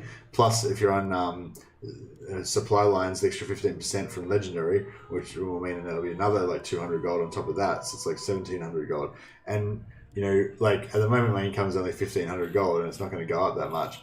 So, you know, basically if I recruit all these units, my faction strength will go up quite a bit, but I'll be bankrupt pretty soon, you know, I won't make any money. So you don't want to have that the whole time. So Thingambob was sort of saying, you know, you could maybe have half stacks or whatever that are cheaper, and then when, you know, on turn 7 or 8 or 9 or 10 or 18 or whatever, just before you're about to go for it to try to confederate Tyrion, then you buy all these units to pump up your faction strength. And that's something that I've tried before with different things. Like when I was trying to confederate Marathi, I was sort of doing that sort of stuff. The only problem is you got to time it. You know, you got to time it right. If you're thinking I'll go for the confederation with Tyrion on like turn 11, so turn 10 you hire the shit out of everything. You hire like 3 of these units, so they're going to cut next turn. Then on turn 11, you've got the 3 extra archers that you recruited, and you pop out all these on turn 11, and then it's not enough, they don't confederate, but you're close, so you think, oh, maybe I'll get it turn 12. So you keep all these units till turn 12, paying that extra upkeep over the end turn, your money's gone to shit, now you don't have as much money for bribes, it doesn't accept it again, so you try to wait for another turn, then your money goes down more, you know, you missed, and then after a couple more turns you realise you missed your opportunity. But you realise that if you had waited 3 more turns before you did it, then you would have had more money, and you would have been able, you know, so it's just, yeah, it's pretty kind of frustrating. But yeah, that's definitely a thing that you can try as well. Try to, like, you know, artificially pump your faction strength up at the right moment, but you got to pick the right moment. Whereas, like I said, with Eltharion, it's a lot easier because you can just maintain that high faction strength the whole time. So you don't need to worry about picking your moment. You just build out your faction strength as fast as you can, as high as you can, and then Bob's your uncle. Bob's your mother's brother, as they say.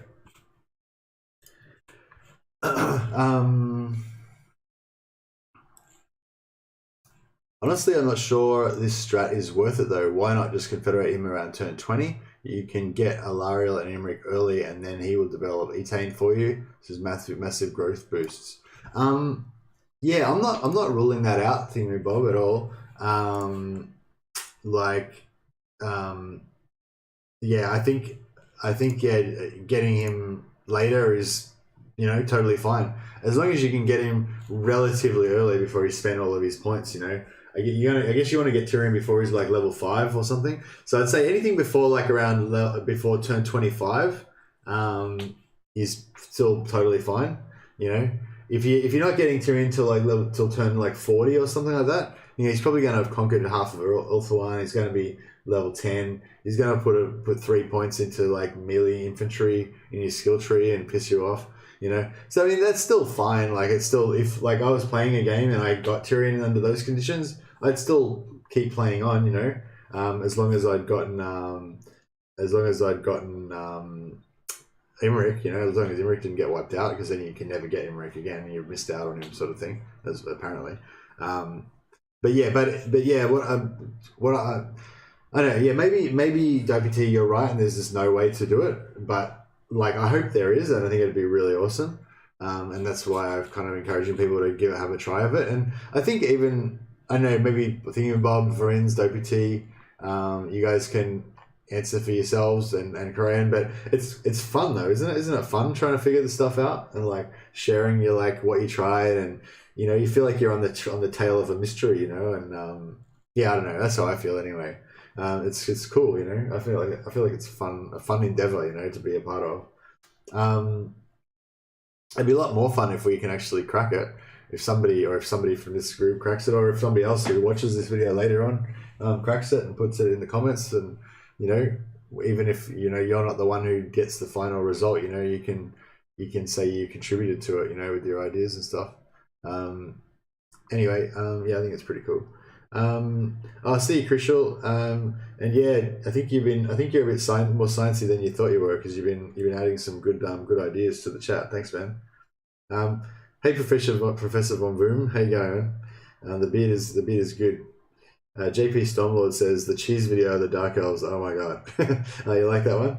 Have you watched the Assassins version? So yeah, if the original 2-turn Malekith guide. Oh no, you mean the Marathi one, the new one, the diplomacy cheese. Thingamabob's diplomacy cheese. Yeah, that one's pretty cool as well. They're all cool. Dark Elves are cool. I'm just going to quickly see what else we got here. So Team of said, yeah, he got him on 25 last legendary run when he lost an army to Marathi. And same time, Eltharion, blah, blah. Varin said that might be the strat. Was it luck or is it replicable? I've had him down to turn 50, bash down to nothing, and he takes over Safari, which at that point was the second strongest faction in the game. Yeah, so it's some weird stuff happens with Tyrion, even when he's like losing. Because Tyrion's the primary faction. I think somebody told me once that there's some thing with the personalities to do with primary factions and secondary factions. And yeah, so I think like Tyrion's like the main faction, so the AI treats him special for some reason. I think that's another reason why he's the Holy Grail, as per the stream title. Thingbob says, I don't think my method would work every time. There's so much RNG by the time you reach turn 10 that you're going to have to find new and creative ways of screwing him over. For example, if you're relying on going to war with Kalidor and for some reason he doesn't, then that technique would not work. Yeah, exactly.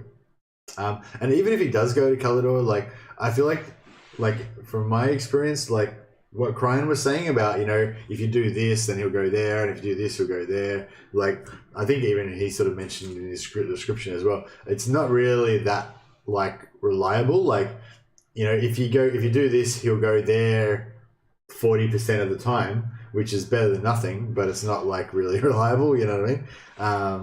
And if you're willing to do it like 10 times, then yeah, you can probably get him to do what you want him to do. But yeah, again, it's not really reliable. Like for Legendary, I think, yeah, you need something that's going to be pretty reliable. For example, if you're relying on going to war with Kalidor for some reason, he doesn't, then the technique would not work. Ring says, yeah, I honestly think that it's random if it ever happens. I reach Imrik now, beating him down to nothing with Ashen by turn 12. Good news is Thorion's starting to lose. I think I'm getting close to something. This was 11 PM last night. Ring says, MercytheMad and Thingamabob. Good news and bad news. Good news is managed to confederate that stubborn bastard at last. Bad news is Imrik died on the way. I'll write down what I did, do another round, try to replicate. Oh yeah, if Imrik dies, then it's no good for Rings. Sorry, bro. But it's still good to know what you did, because if we do the same thing without Imrik dying, then that would be better. Appreciate everyone who's taking the time to make posts, to share their ideas, put up screenshots and all that kind of stuff, because it's, yeah, like I was trying to explain before, like you kind of have that like selfish wish that you'll be the one that discovers the secret way, you know, and everyone will give you the adulations and stuff like that, which is cool, and I totally dig that. I want to be the one that figures it out as well, you know. But yeah, sharing your ideas is actually fun, which you might not realize if you haven't done it before. But yeah, it is actually really fun, and if somebody else does it and you know that you help them, then that's fun as well, you know. Kryh, thanks guys. Wrote down, yeah, we already read Kryh's guide. Thanks mate, it's very helpful. Did you take the non-aggression pact with Scabby Eye? Oh, okay, yeah, that was another point. Yeah, so Scabby Eye want to give us a non-aggression pact apparently. Oh, okay, not now. Later on in the game, I guess, once you've leveled up your army and stuff like that. JP Stormlord, is there a way to confederate the other Dark Elves as Malekith early? Somebody else already answered that. You get Malice early, Locker will be difficult though. Oh no, I reckon Locker is easy. So, yeah, sorry to contradict you, Jay. Oh, maybe you mean it's hard to get Locker before he dies. That's probably what you mean. So yeah, so basically, if you follow the Assassin's Guide, JP Stormlord, yeah, check out the Assassin's one, not the original one that I first did. Are you on the Assassin's one or not the first one? I'll just link the correct one, so in case you're not on the right one. Oh wait, yeah, there we go.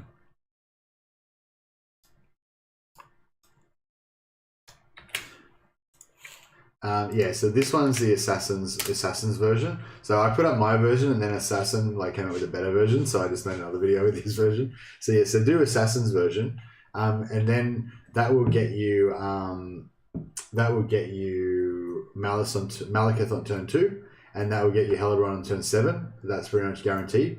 And then if you send a sorcerer down to visit Morathi, you should be able to get vision on Morathi by about, I don't know, about turn 10 or 12, I think. I think it's about 9 or 10 you get vision on Morathi, but you probably want to hold back for a second because you'll get diplomatic penalty if you're still in your 4-turn cooldown from confederating Helibron on turn 7. So you confederate Helibron on turn 7. Try to hold your sorceress back so she doesn't see Morathi until turn 11 or turn 10 at the earliest. Then get in contact with Morathi as soon as you can on turn 11. Then pump heaps of money and shit into her to give her lots of gifts and stuff.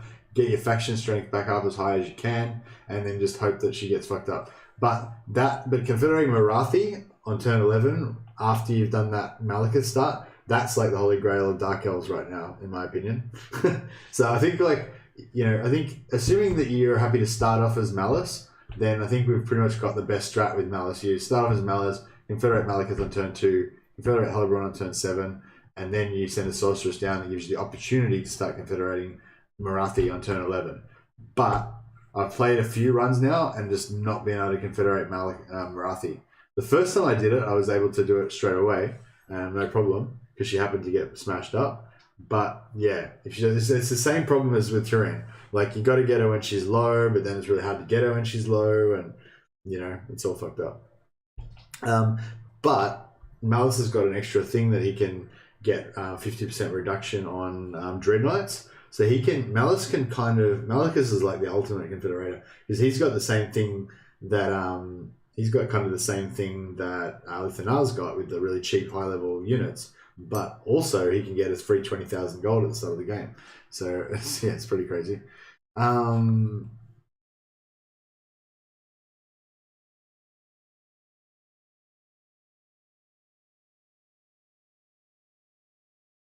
I agree, it's good fun to get it working, but it's like the Enigma code at the moment. Yeah, that's true. Yeah, and yeah, as I said, it may not be possible to figure it out. So, sorry if everyone feels that their time's being wasted by this or anything. I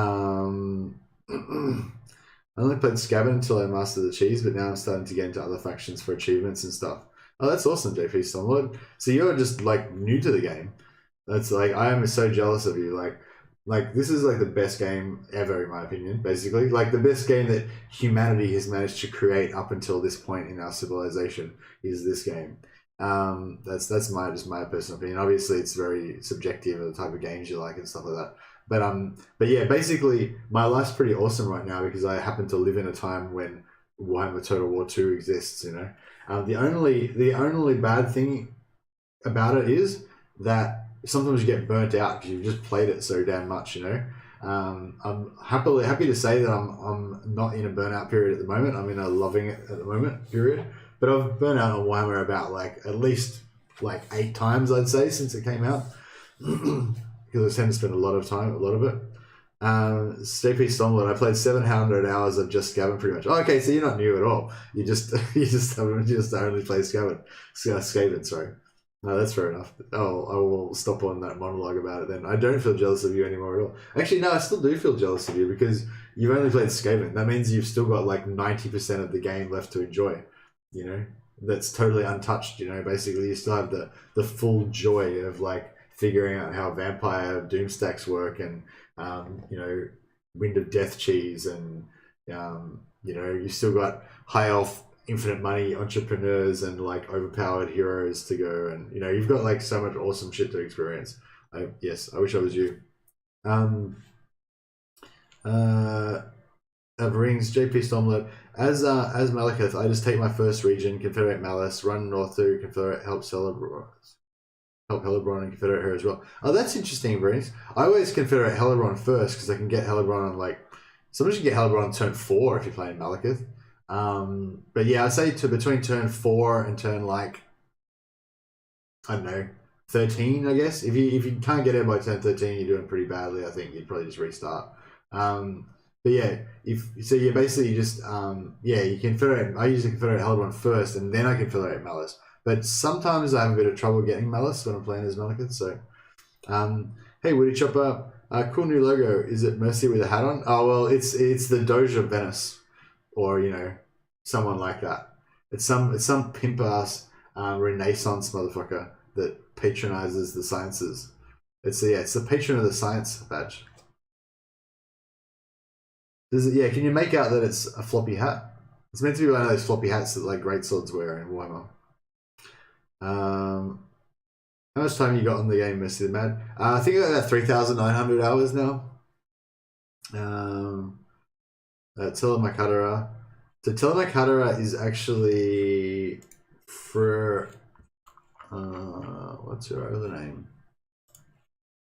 Expert Fromager, or Expert Fromager is actually Telemakadara, in case anyone doesn't know. Same person. Where are we up to? How much time you go? Fade Kryh says, I definitely still love the game, but yeah, jealous of anyone who's still under their first 12,000 hours. Yeah, that's right. It's like, I played so much of the game that the only thing that can make it better is just if I have already played it so much. The Doge. Much Doge, wow. Yeah, the Doge is like the Don, he's like the Lord. He's like the boss, the bowels. 36947 hours and 1 or 2 here. Whew. Oh, Fade, you're like we're like in the same league. I'm only just a smidge ahead of you, and we're both like less than half as many hours as Legend. Like Legend, it's like for Legend, it's a full-time job. It's like 10 to 14 hours a day. I think he's just playing Total War like every waking minute of his life. He's just a Total War machine. So yeah, that's what we have to aspire to. That's the next level. You'll level up. Yeah, I don't know if I'll ever level up that much, but good to have something to aspire to. What was I doing? I was just looking at links. Sorry, I got distracted. I'm like a what do you call it? Easily distracted person. I was just like, oh, what's going on in Linksey's Discord? Yeah, if any of you guys don't know, Linksey's another Total War YouTuber. He's doing cool stuff, and he's got a really cool community as well. What else was I say? Oh yeah, and we're doing a co-op. Me and Linksey are doing a co-op for anyone who's interested. We're going to be we're not too sure. We were originally going to do Wood Elf co-op, like Draco and Durthu or something like that. But I think we're going to maybe do like Bretonia and Wood Elf now, because I don't know if how familiar you guys are with the lore. I'm not too I don't know it too well, but basically the gist of it is, I think that the Bretonians worship the lady. That's my French accent. It's pretty bad. So they worship the lady, but apparently the lady is like secretly like a Alariel or someone, like a wood elf, Ariel, sorry, like or somebody. One of the wood elves is like secretly the lady, just pretending. And so yeah, so there's like the conspiracy theories that wood elves are kind of like pulling the strings behind the scenes of the Bretonians, and the Bretonians don't know about it. So we were kind of maybe thinking about doing some sort of play on that for a bit of a role play campaign. So yeah, the full details aren't decided, but it's going to be co-op. It's going to be me and Linksey. It's going to be the day after tomorrow. So I think right now it's Tuesday for most of you guys. So tomorrow is Wednesday. Day after that, Thursday will be the day. And we're going to play co-op, and we're going to play This Is Total War co-op. So it'll be 2 of us against the world. It's only going to be like one episode at this stage, so just a 5-hour stream. So hopefully we can survive for 5 hours. We'll see how we go.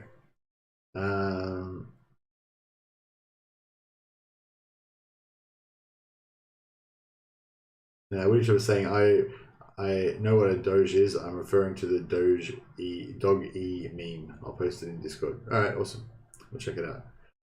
Fade says he plays at least 7 hours on stream every day and produces videos. Crazy, but it is his full-time job.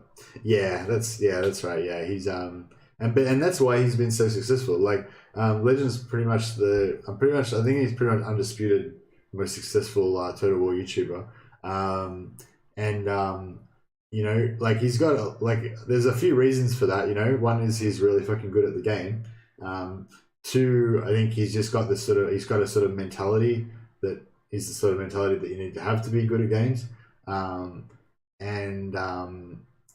And he really fucking hates to lose. Like, you know, like he's highly motivated as well. You know, I think those things all combine to make him like a really good Total War player. Like, I think that the mentality that he has as well is the mentality, a ruthless mentality. Like, he doesn't care about, you know, whether his orcs look cool or whether, you know, he's got the best, like, he's got the Knights of the Blazing Sun because he likes their fucking lore or some shit. He cares about which unit performs better in auto resolve.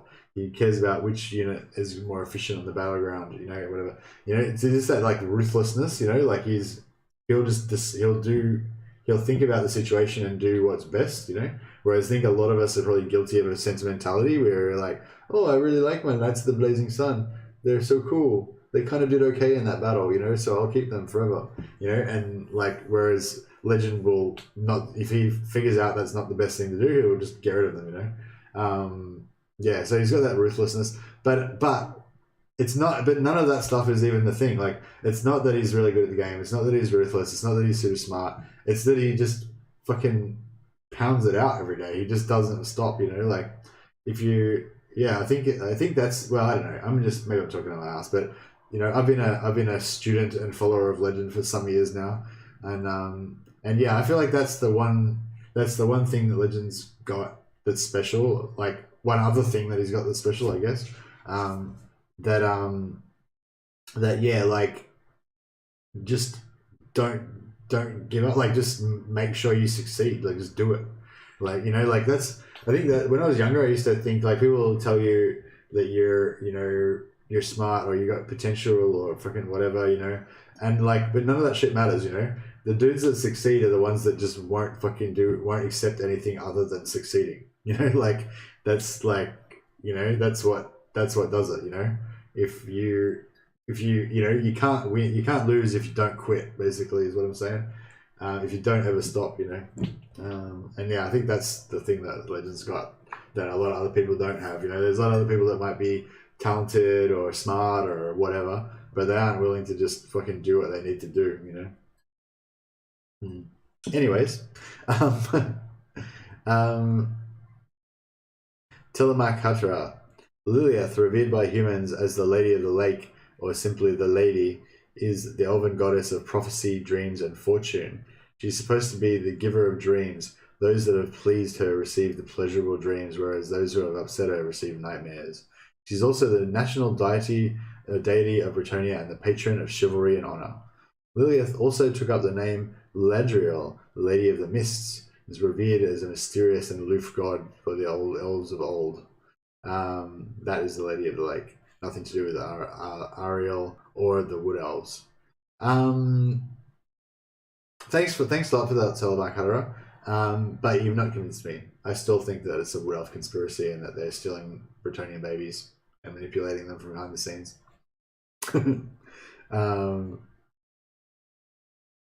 Yeah. See, the conspiracy, that's the problem with the media data, you know. It doesn't matter what the truth is. Like, if the conspiracy theory is more interesting, then people will just believe that. Never give up, never surrender. That is exactly it, Fade. Never give up, never surrender. They'll have to fucking kill me if they want to stop me.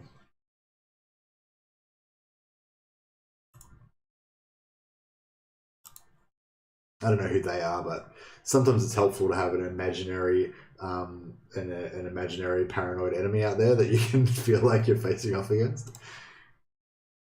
Always handy. What am I? Oh, off topic of memes. That's not relevant. No, resources discussion.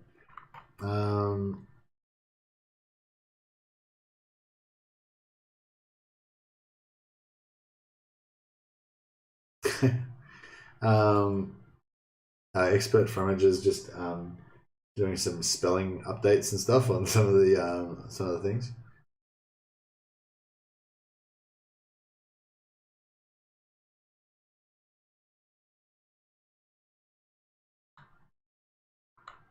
Oh, is that Pharynx's guide? Is this a different one? Wait up. Confesticated.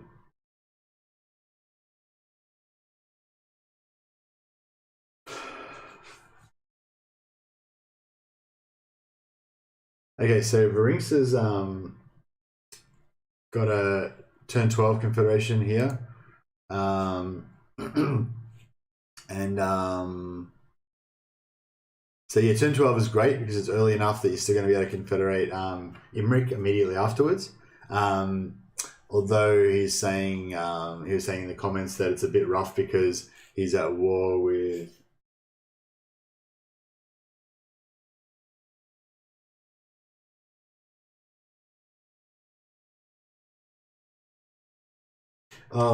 Fade's, yeah. Oh, it's awesome. Thanks for letting me know, Woody, and I'll fix that up right now.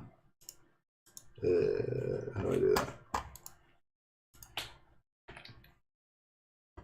Where are you, Fade?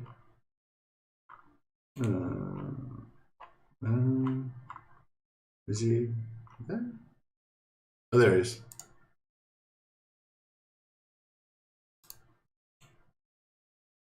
Yeah, actually, I should change the name of it to the Patron of the Sciences, shouldn't I? How do I do that again? Sorry, guys. Please hold. Please hold.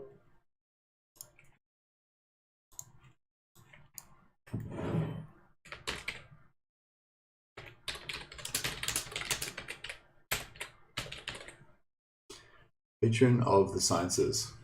Cool. I changed supporter role to be called Patron of the Sciences, and I assigned the role to Fade. There's a couple of other guys who have gotten memberships. Thanks a lot for the memberships, guys. Really appreciate it. There's a couple of other guys. Or one other guy, I think, Rafik. Oh shit! Sorry, I forgot how to pronounce his name.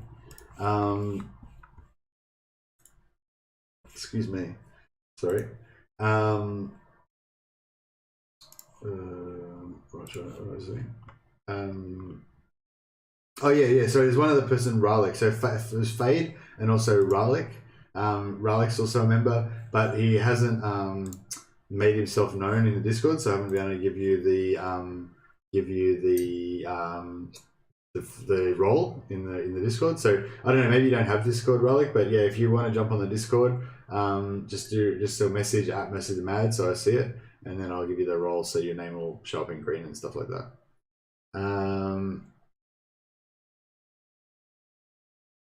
Official Bree grounding. Oh, hey, Spinner Poop, how are you going?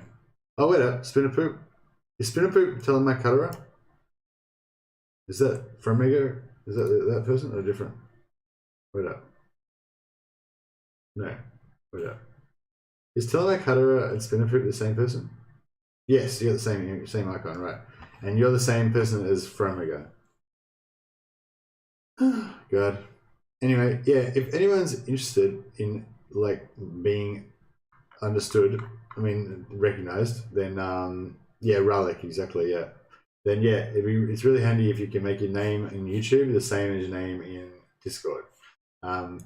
Yeah. It's totally optional, but it's like super confusing to remember who people are if they have different names. So just saying. Anyways, right, so I think we've reviewed everything in here pretty much. Oh yeah, so just so yeah, Varinx was just saying that you know, so here he's got everything confederated, but he's at war with Safari, Kalidor, and Illyria. And so saying that's, you know, that's pretty rough. I don't think it's that bad though. Like that's acceptable to me. Like if I could get Tyrion confederated on turn 12, still be able to get Imrik confederated on turn 17, then you know it's all golden for me. I reckon. Like it'd be nice if you weren't at war with. I mean, it would be nice if you weren't at war with anybody, but that's not too bad in my opinion. Yeah, no, that's quite good. So yeah, congratulations on that one, on that turn 12 confederation, Varinx. So that's the cool thing, you know, like even though people not we might not be able to find like a reliable one, like people are finding being able to do it though, you know, they're successfully doing it.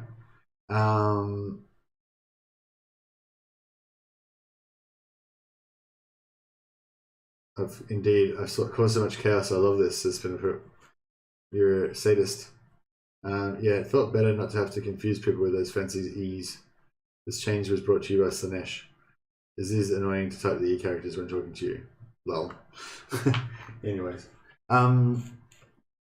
Yeah, so just have a quick look at...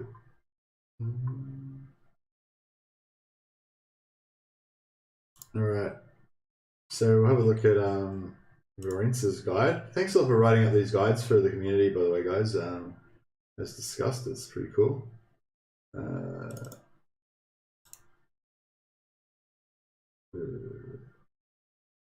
I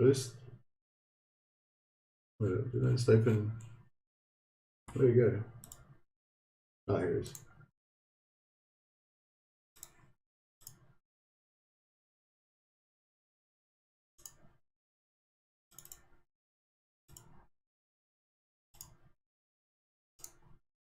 Okay, so this is Varence's guide. So he's got his guide. So always pick money influence. So after the battle, every time you have a battle, you have an option to get 1 influence per turn and get some money, but you get -5 replenishment. And that lasts for like 5 turns or something like that. So you basically, if you pick that all the time, you'll constantly have -5 influence replenishment all the time. But that's okay though, you can manage that potentially, but you'll be getting more influence. Do the usual, get Imrik, get influence through Athel Tamara. So take the 2 Athel Tamara buildings that we mentioned to get the +1 influence per turn, and then upgrade that to +2 influence per turn. Turn 1, auto-resolve battle with Eltharion, stand and own battle, own territory, recruit 3 archers, win and capture leader Lorna, stand and recruit 3 archers. Lawmaster joins Lorna, then leaves army to go towards Etain after the first victory. Raise the military camp in Toyuvres. Eltharion sieges Galbaraz. Lorna attacks Trilinia, occupy, then delete army. Okay, so this is where it's diverging. So the Lorna, the Lawmaster the mage in Lorna, the mage here is just going to be like deleted after she takes Trilinia. Oh, you can't see that because I'm still in the screen. Sorry. Oh, you can just imagine that, I guess. Maybe I can make it smaller. No, that's not the right thing. Whoops. I'm going to do this.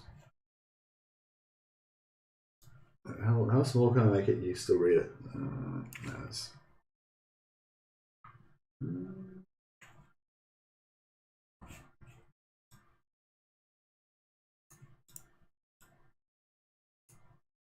Is that still readable? I don't know if that's readable or not, but actually I can't read it.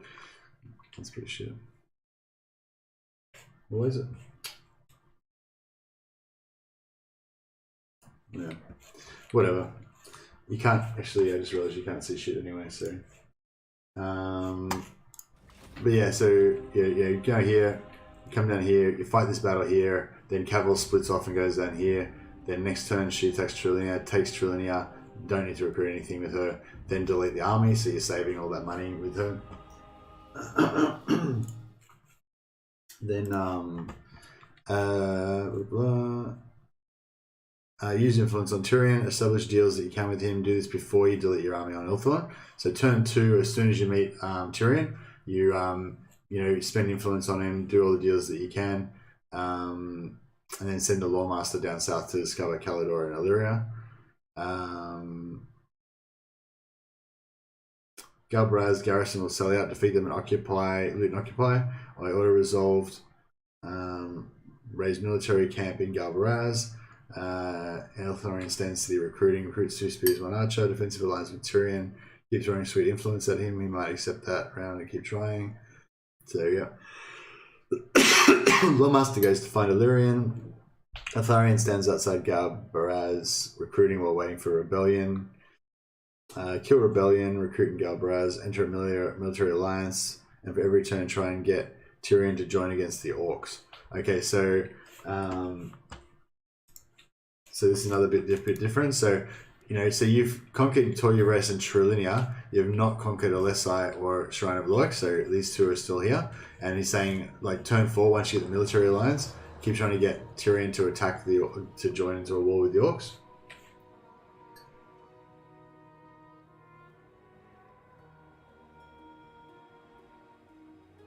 Sorry, that's nothing relevant. Then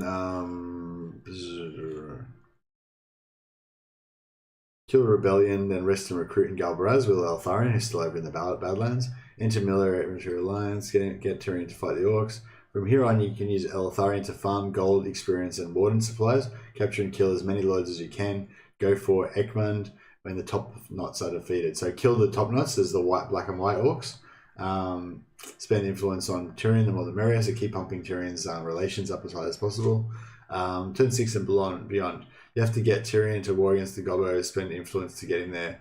When he joins the fight against the Gobbos, then you declare war on Calador after that. Eltharion and Safari, declare war on Calador, Eltharion and Safari at the same time. Pick the strongest as the target through diplomacy. In diplomacy with Tyrion, try to send him towards whoever is the strongest out of the 3 Elven factions he's at war with. At this point, he's at war with 4 factions, and if he focuses his forces on one of them, try to get him to attack another through diplomacy. Hey, is there anyone? If there's anyone who's familiar with the files, who's online, maybe Thingamabob might be probably the only one that's around that might be able to do this. Does anyone know how to look up to find out what personality that Tyrion has? If you look in the Warhammer 2 chat, there should be the spreadsheet that I was looking at yesterday that shows you all of the modifiers for the different personalities. So it might be really interesting actually if we know actually which one Tyrion is, so we can see what the modifiers are for him, and maybe try to just, like, even though we don't really know what any of them are, if you can see that there's a difference, like if you can see that his personality is heaps different from all the others in some way, then maybe we can figure out what that thing is and what it means, you know what I mean, if you know what I mean. Chat's not relevant.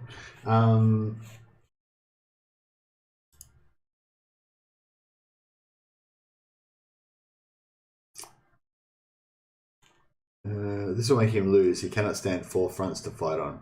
While this is happening, use Eltharion to farm in the Badlands. I recommend fighting most of the battles manually since there are a lot of armies and very little replenishment. Also, I did not build anything other than the gold building, did not upgrade my settlements prior to Confederation with Tyrion. When he finally caved, he had 2 settlements and 0 armies. I used 12k at this point in bribes and had 121 relations. When you get him, you'll have to fight all of Ulthuan on your own, and the Gobbos are hunting for you in the Badlands. I wish you luck. I've not tested much past the Confederation, but I would have as many Mistwalkers and regiments of renown available for recruiting ASAP. Okay, that's really interesting guide, Varynx, and I'm interested to try that out. But yeah, so just to confirm, you've only done it once, and you don't believe that it's reliable. Is that correct? Or are you saying you think that it'll also work every time? Just from the sound of the description, it didn't sound like it would work every time. But the phrasing that you had in there was that, you know, you said he can't stand a war on every front. So it sort of sounded like you think it's inevitable if you put him into those 4 wars, then he'll always lose, and you'll always be able to confederate him. Is that what you're saying? So Calador and Illyria was already part of Kryh's strat. You're saying if you add Safri into the mix, and if you manage to successfully get him into all the Gobbos, then, you know, he's always going to die. Have you done it more than once? Twice. Okay. And was that 2 attempts out of 2, like 100%? Or was that 2 attempts out of 30?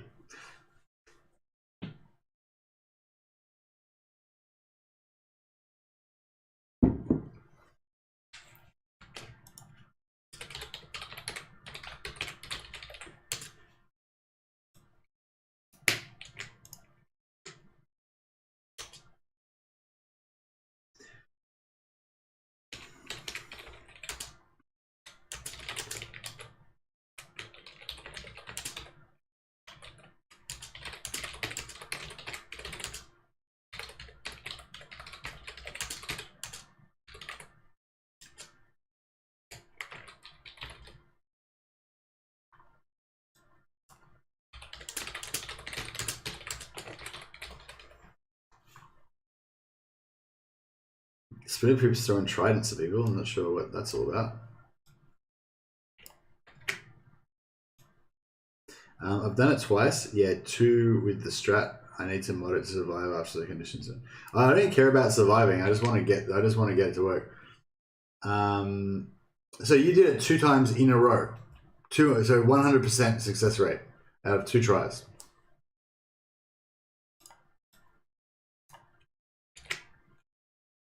Oh well, look, even if you haven't solved this, like I'm excited to see if maybe you've solved it, and I'll try and. Fuck, I do want to go to bed, but I don't know. Yeah, I'll try and start off your strategy a little bit, but I don't think I'm gonna have time. Yeah, no, I don't think I've got time. I don't know. I'll start it, but I don't think I'll finish it. But maybe everyone else in the chat might want to play along and try it out as well. Because if we could get like 10 people to try it, and then it works for 8 people and doesn't work for the other 2 or whatever, we're gonna have like so much more information about this strat like so fast. Whereas if I have to just personally play it out 20 times, then it's gonna take a long time for me to like understand much about it. Whereas if 2 or 3 people want to try it out, yeah. Anyway, so even if this strat doesn't work and if it's completely fails, I think Verinx has already done enough to earn his science badge, as I suspected that he would very soon. So yeah, congratulations, Verinx, and thank you very much for your for sharing all your ideas and all the work that you put in. Because yeah, it's really cool. Like I think everyone can probably agree that it's just like it's really nice when you find out other stuff from Legend of Total War or from somebody else who's they've put in the hard yards to figure the shit out, and then you just get to like take advantage of it by just reading what they said, and you're like, oh sweet, that sounds awesome, I'll do that. So yeah, it's a valuable thing that you do when you figure stuff out, and even if it doesn't work, like if you do some experiments and it doesn't work and you share your experiments, then other people can know they don't have to do that same shit. But it will be bits to survive. I'll do my 3rd attempt tomorrow or after the stream. Well, I don't know. I don't reckon it'll be that bad.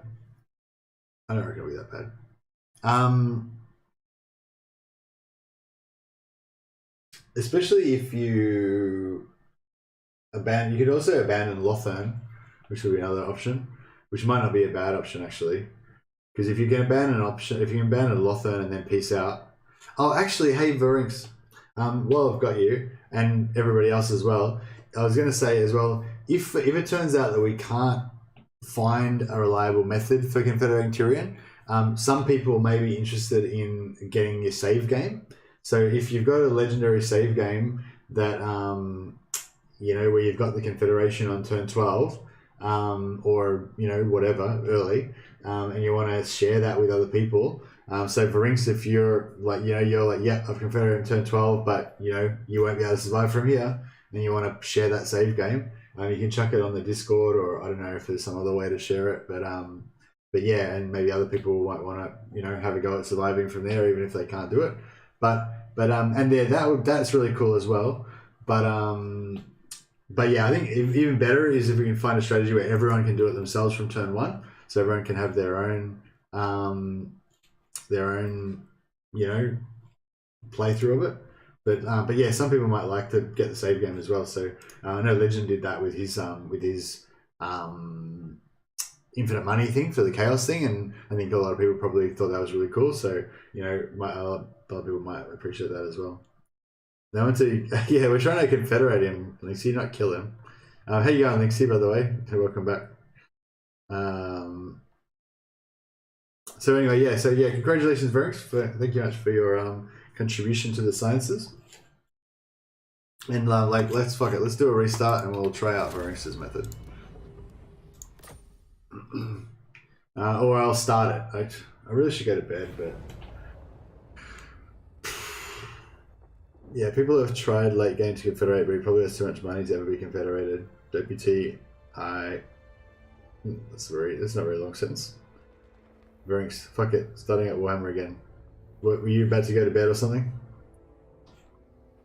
I know what it's like. I was about to go to bed too. So it's been 2 hours. I was kind of just planning on a quick little 2-hour stream just to kind of, give everyone an update on where we're up to and stuff. But yeah, somebody's done the confederation by turn 7 or 8. Please upload the save someplace. says WT. Oh, so you turn 12 is not good enough for you, WT? Yeah, you only want it if it's turn 7 or 8.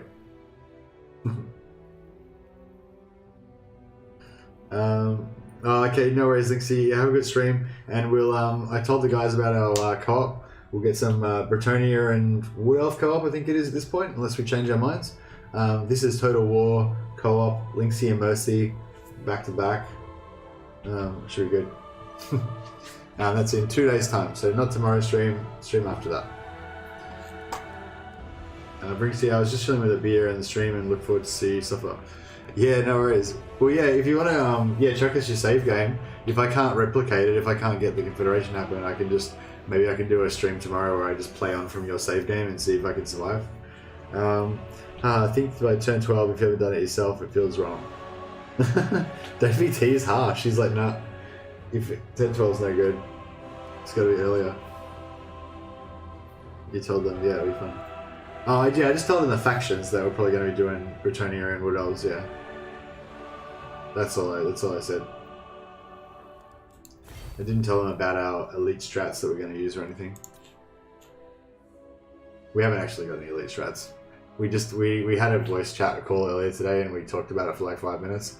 That was our planning meeting. Oh, it was longer than 5. It was probably like an hour actually. We were just talking shit for ages. But yeah, we didn't actually discuss many detailed strategies. What am I doing? I forgot what I thought I was playing Wood Elves for a second. I am sworn.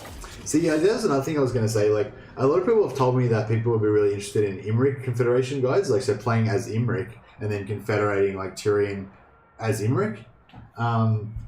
Which would also, I think, be hard and interesting, and it's sort of a bit of an unsolved. I don't know of anyone who's put up a strategy for that. But for me, like, that's way less interesting because Imrik's not the ultimate high elf campaign for me. Like, the ultimate high elf campaign is either Eltharion or Eltharion, in my opinion. Eltharion, if you want to be the ultimate, if you want to be the most powerful faction that you can be, then Eltharion with these ambush mechanic is the boss, you know. If you want to have the most powerful agents, on the field, then Eltharion's the way to go, you know. And actually maybe Eltharion's even, because Eltharion's also got the interrogation bonuses for armies, and that one that Andrew Tobias was saying about with the 65% physical resistance, potentially with another 12 from the Diamond Phoenix, so 77 is pretty sick. I don't think it's as good as Ambush, but yeah, none alive. So I think you said we auto-resolve this one. Worthless. Let me know if I do anything that's really completely wrong from your guide. Maybe I should just refresh myself again. Always pick money influence. Alright, that's easy. Money influence. Done. Haunted by failure. Andrew Tobias says, I definitely prefer Nagaroth or Eltharion campaigns for longer High Elf campaigns. Yeah, exactly. Like, it's still fun to play Eltharion and stuff, but yeah, if you're going for like your ultimate campaign, which is what I call it when I'm planning on a really like long campaign, like my endless Elithana campaign, then yeah, you want Elithana or Eltharion. Those are the two big boys, you know.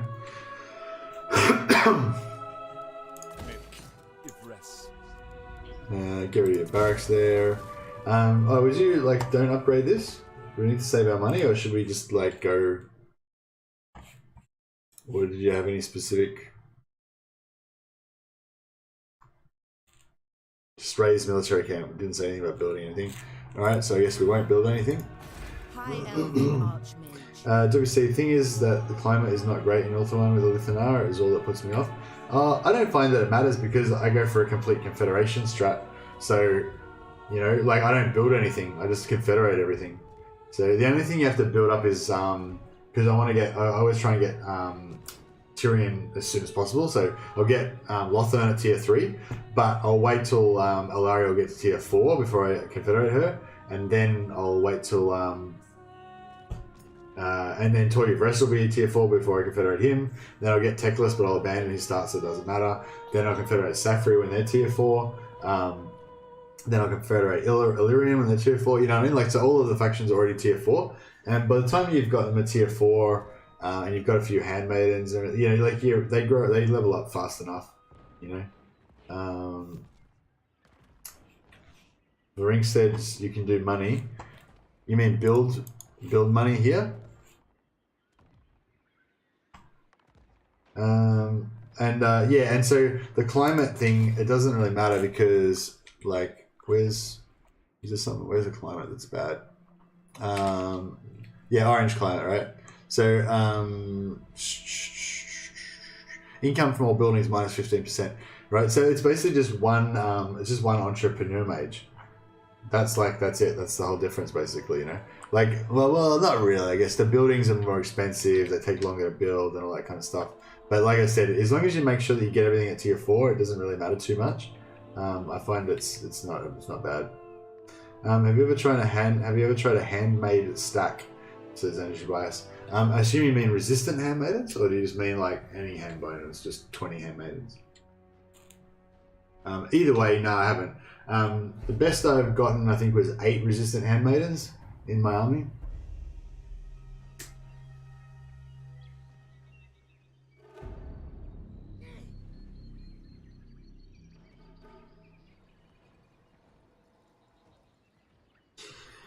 Yeah, maybe money. Yeah. So I can build money here, and you'll get back the money in 7 or 8 turns, which is a good call. Lawmaster of Poet. So yeah, we'll fight this battle just so that we can actually, just for anyone who doesn't give a shit about Confederating Tyrion and actually just wants to see some Total War gameplay. How about, what the hell? How about, since we're doing a Total War stream, we'll include some Total War gameplay, just for the hell of it, just a little bit, not too much, mind you. Don't want to spoil you fellas.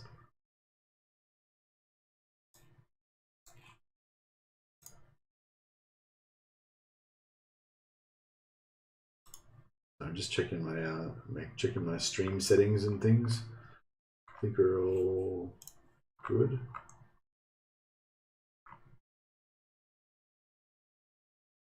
Yeah, seems fine.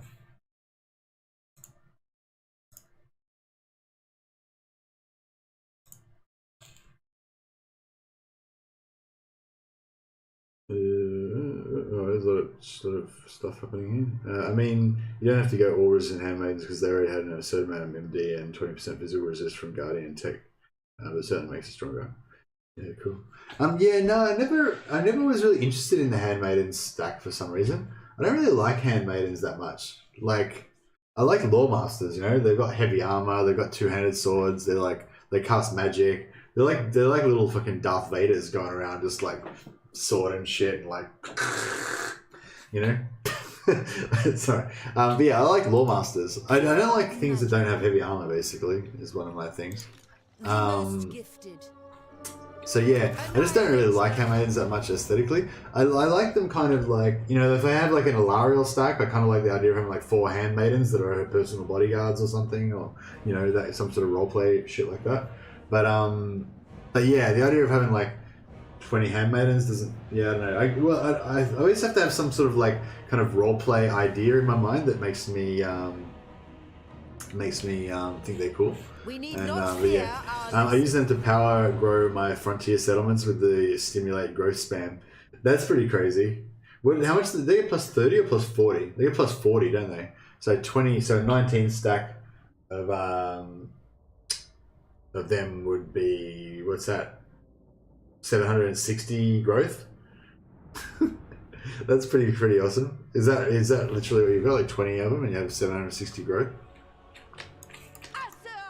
How many turns does it take to get, like, so just say you had a settlement that was at 0, like it was destroyed and had 0 growth. Oh, not 0, it was like at level 1. So it was at level 1, and then you got to spend 1 growth to get to level 2, and then 2 growth to get to level 3, and then 4 growth to get to level 4, and then 5 growth. So you need 12 growth altogether, plus the turns that you need to build them if there's, yeah. Yeah, how long does it take you to get 12 growth? Because you can't, so the first, you can't stack more than 5 growth at a time. So, yeah, I don't know, it'll be interesting.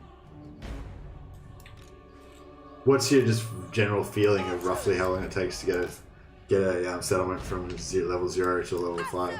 Archmage. Disciple of Hoeth. Master of sorcery. We get some sound for a bit of extra immersion.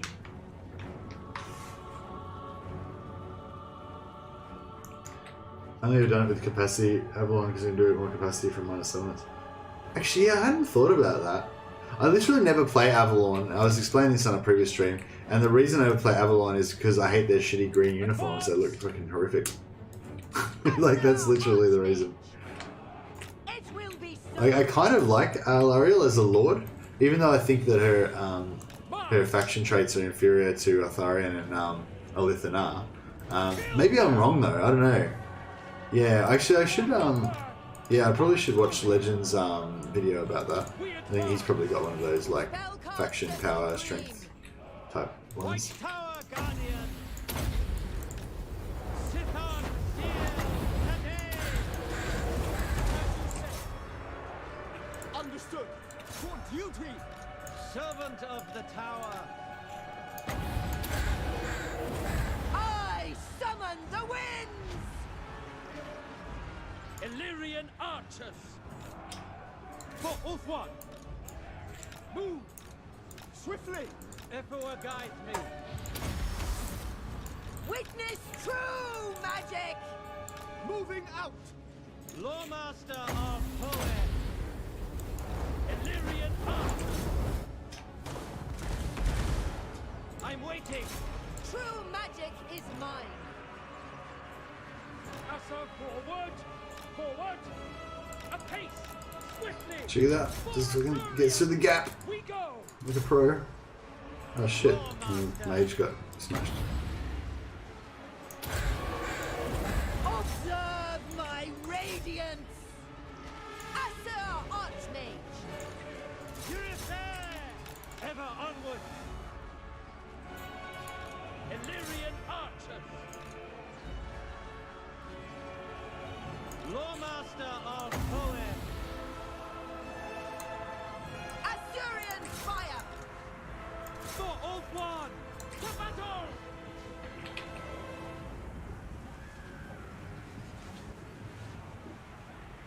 Asa Archmage.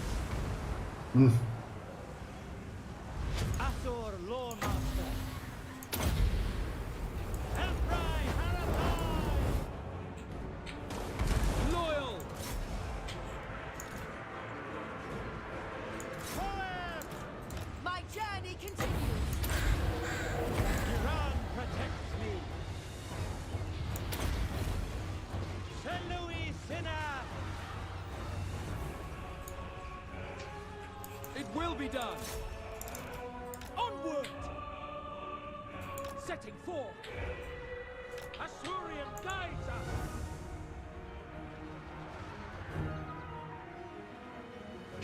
Acknowledged. Make Ulthuan proud. The winds flow through me. Lawmaster of Hoeth. Illyrian archers. Orders received.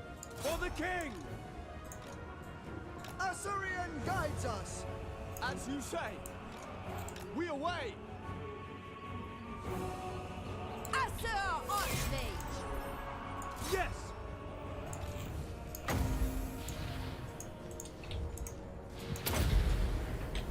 Lafe Lecky.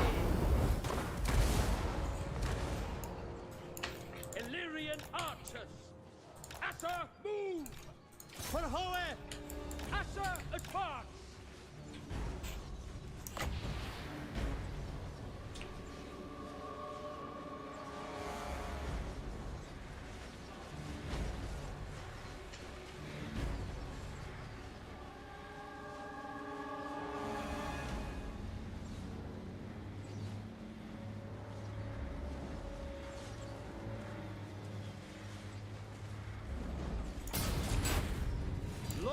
Master of Hoenn.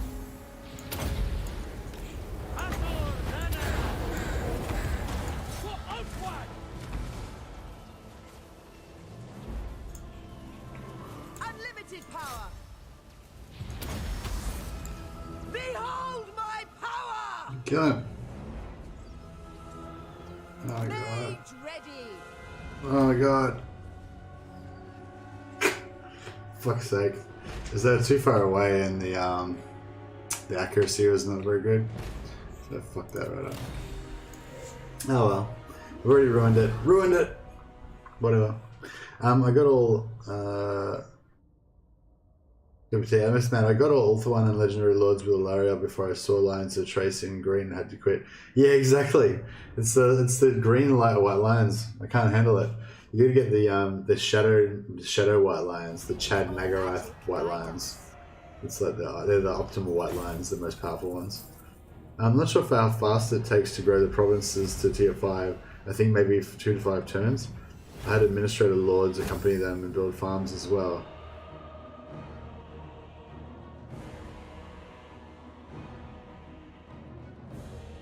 Dopey T. I think, sorry, Andrew, I just realised. Chad White Lions, that's what it's all about. Perhaps their master values them. They'll spare us your hands from toil.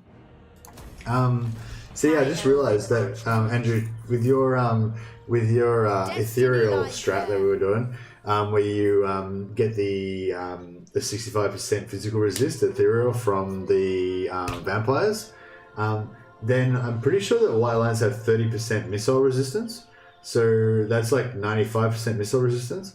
So if you chuck like 95% missile resistance against physical missiles, sorry, and then you chuck like one resistant handmaid in there, and they've got like 100% missile resistance. So they basically become like flagellant body armor, like my flagellant campaign, which is pretty cool. I'm sure you'll agree.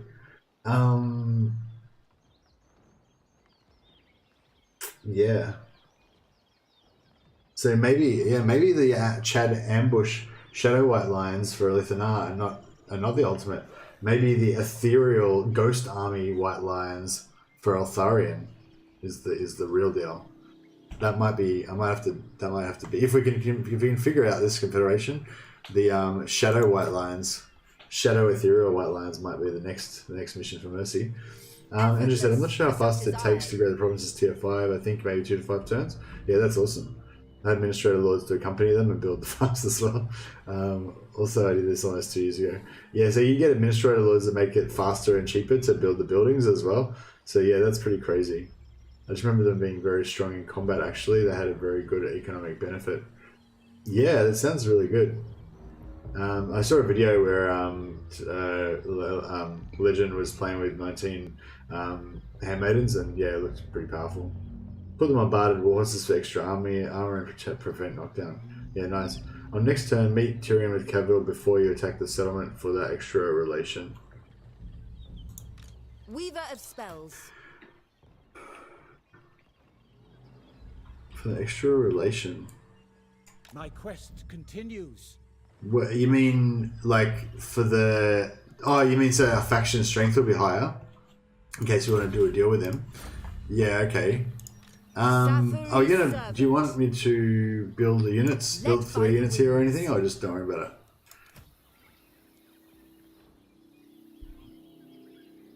it? Like... Ulthuan's triumph was foreseen. Because if I don't kill this army... If I kill this army now, then I'll have no problem. Oh no, I should be able to still win it even without. Should be okay. So yeah, you're saying just leave this here without recruiting, and that's fine. The day is ours.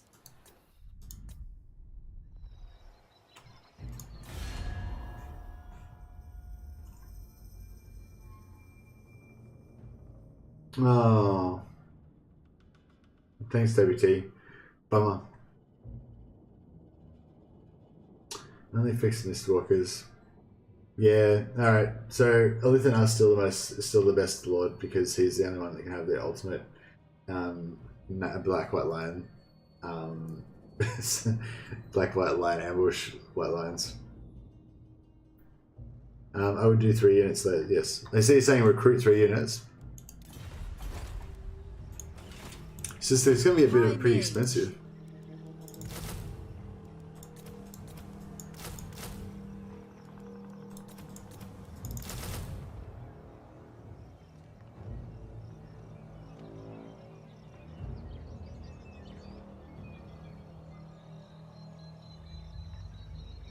Seems like a weird. Seems weird to. Scholar Supreme. An Archmage is accustomed to victory. It seems weird to recruit the 3 units though, because we're just going to disband them in one turn, yeah. We kind of need. Were with us. No, I don't really need them. You reckon maybe if I just do like 2 unit, 1 unit, maybe? Effortless for such as I. So they've got no missile troops at all. Disciple. I kind of think I could do it even just with the 2. The day is I'll ours. do 1. And yeah, we can try to get An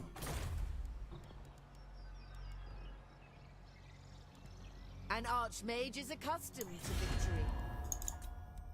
You may approach. non-aggression with Cathic, but it doesn't look like we're going to get it. Absurd. Nope. I wonder if we could get one with those guys as well, Lioness. I wonder if that would help us at all. Don't mess with me. What's your message? So you get a non-aggression pact with them, you reckon? No, it'll give us... Sod that.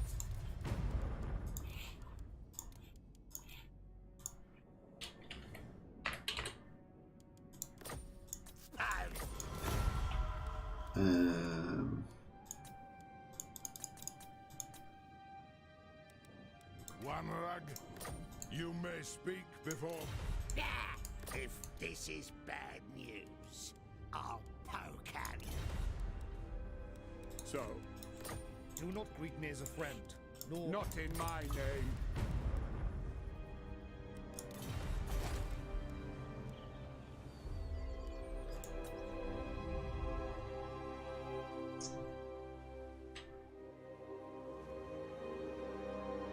Yeah, that Lord, yeah. Yeah, the extra archers helps. Hey, are we recruiting with this or are we going to save money?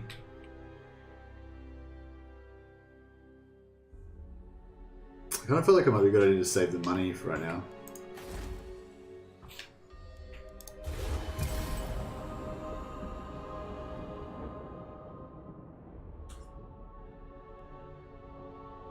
Yes, it's already a bit non-optimal because I didn't get the didn't get that Lord. Plus, I didn't get the Lord here. I could have easily got that Lord as well. The only thing is, if you, yeah, actually, I should have taken that. I should have got that manually. And I could have got the Lord, but that's fine. So we didn't. Yeah, we missed out on 8 influence, so it's pretty bad. No glory, only service. They face the Warden. Pull back. We must avenge the fall.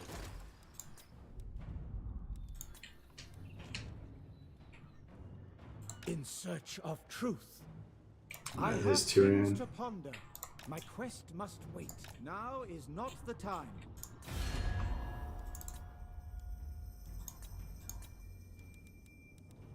Alariel's now that you are here, I will hear your words. Never. Yes, it's not ideal.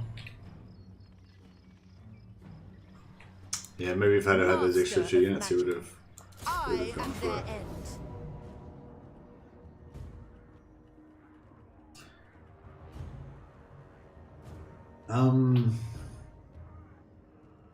Yeah, I'm actually pretty tired, guys, and yeah, I'm not gonna. I don't think I'm gonna get it on this run. But I think this is a really good strategy. Yeah, sorry I can't stay up with you guys right now and figure it out. But yeah, if anyone's interested, check out the Discord. There's not that one. Right.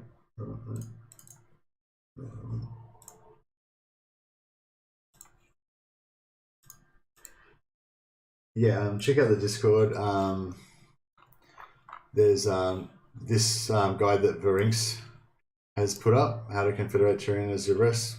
Or you could get this one that Expert from ago has edited for spelling.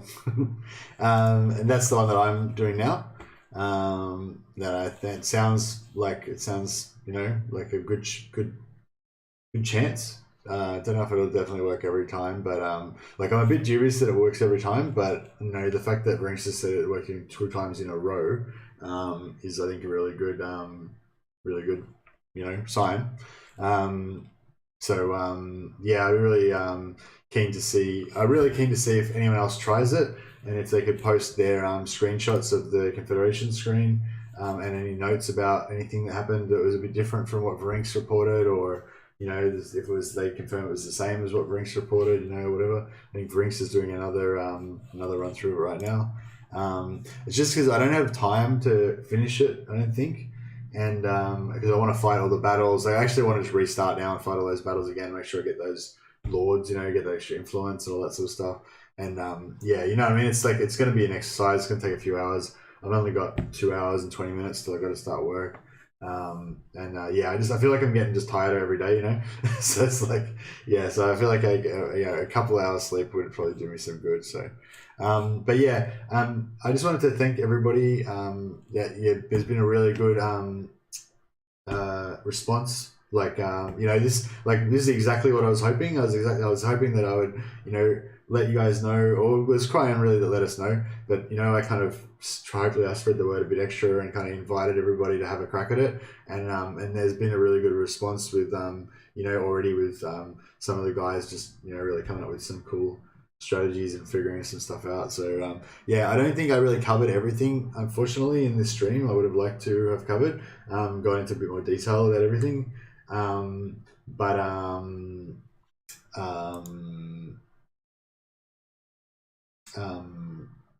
Yeah, I'm really tired. Anyway, thanks so much, guys. If you want to keep going with this, and let me know how you go in the Discord, or chuck some comments on this stream. You know, just down below, I think. I don't know how it works exactly now. I can't remember. Yeah, you know, just put a comment on the stream with what happened in your game or whatever. But yeah, I definitely encourage you to click on go to the link in the description, join the Discord, and you know, post your ideas up there and stuff. If you want to watch some more Total War gameplay, then yeah, there's like Linksy or Legend of Total War is probably still streaming. Yeah, Legend. Oh no, Linksy's not streaming. Legend of Total War is streaming. So yeah, go and check out Legend of Total War, the original and best. And oh, he's playing Carl France. That's really cool, actually. Thanks for super chat. I wonder what he's yeah. I wonder what he's doing with that. Yeah, here's a link to Legend of Total War stream to make it easy if you want to just flick over to there. Say hi from me, and you know, chuck him a super chat and stuff like that. Always makes you know, give him a good boost or whatever. But yeah, but don't forget about this mission to confederate Tyrion. I really would love to see you guys have some more success with this. I think we've already, you know, Thingamabob's had some success, Rinks has had some success, Kryan as well. Some people have already been doing it, yeah, I think there's still. I reckon there's still some more to learn. There's still like some cool stuff that somebody's going to figure out, you know. Yeah. Anyway, good luck, guys. I'm going to go get a bit more sleep, and I will catch you all next time. See you guys.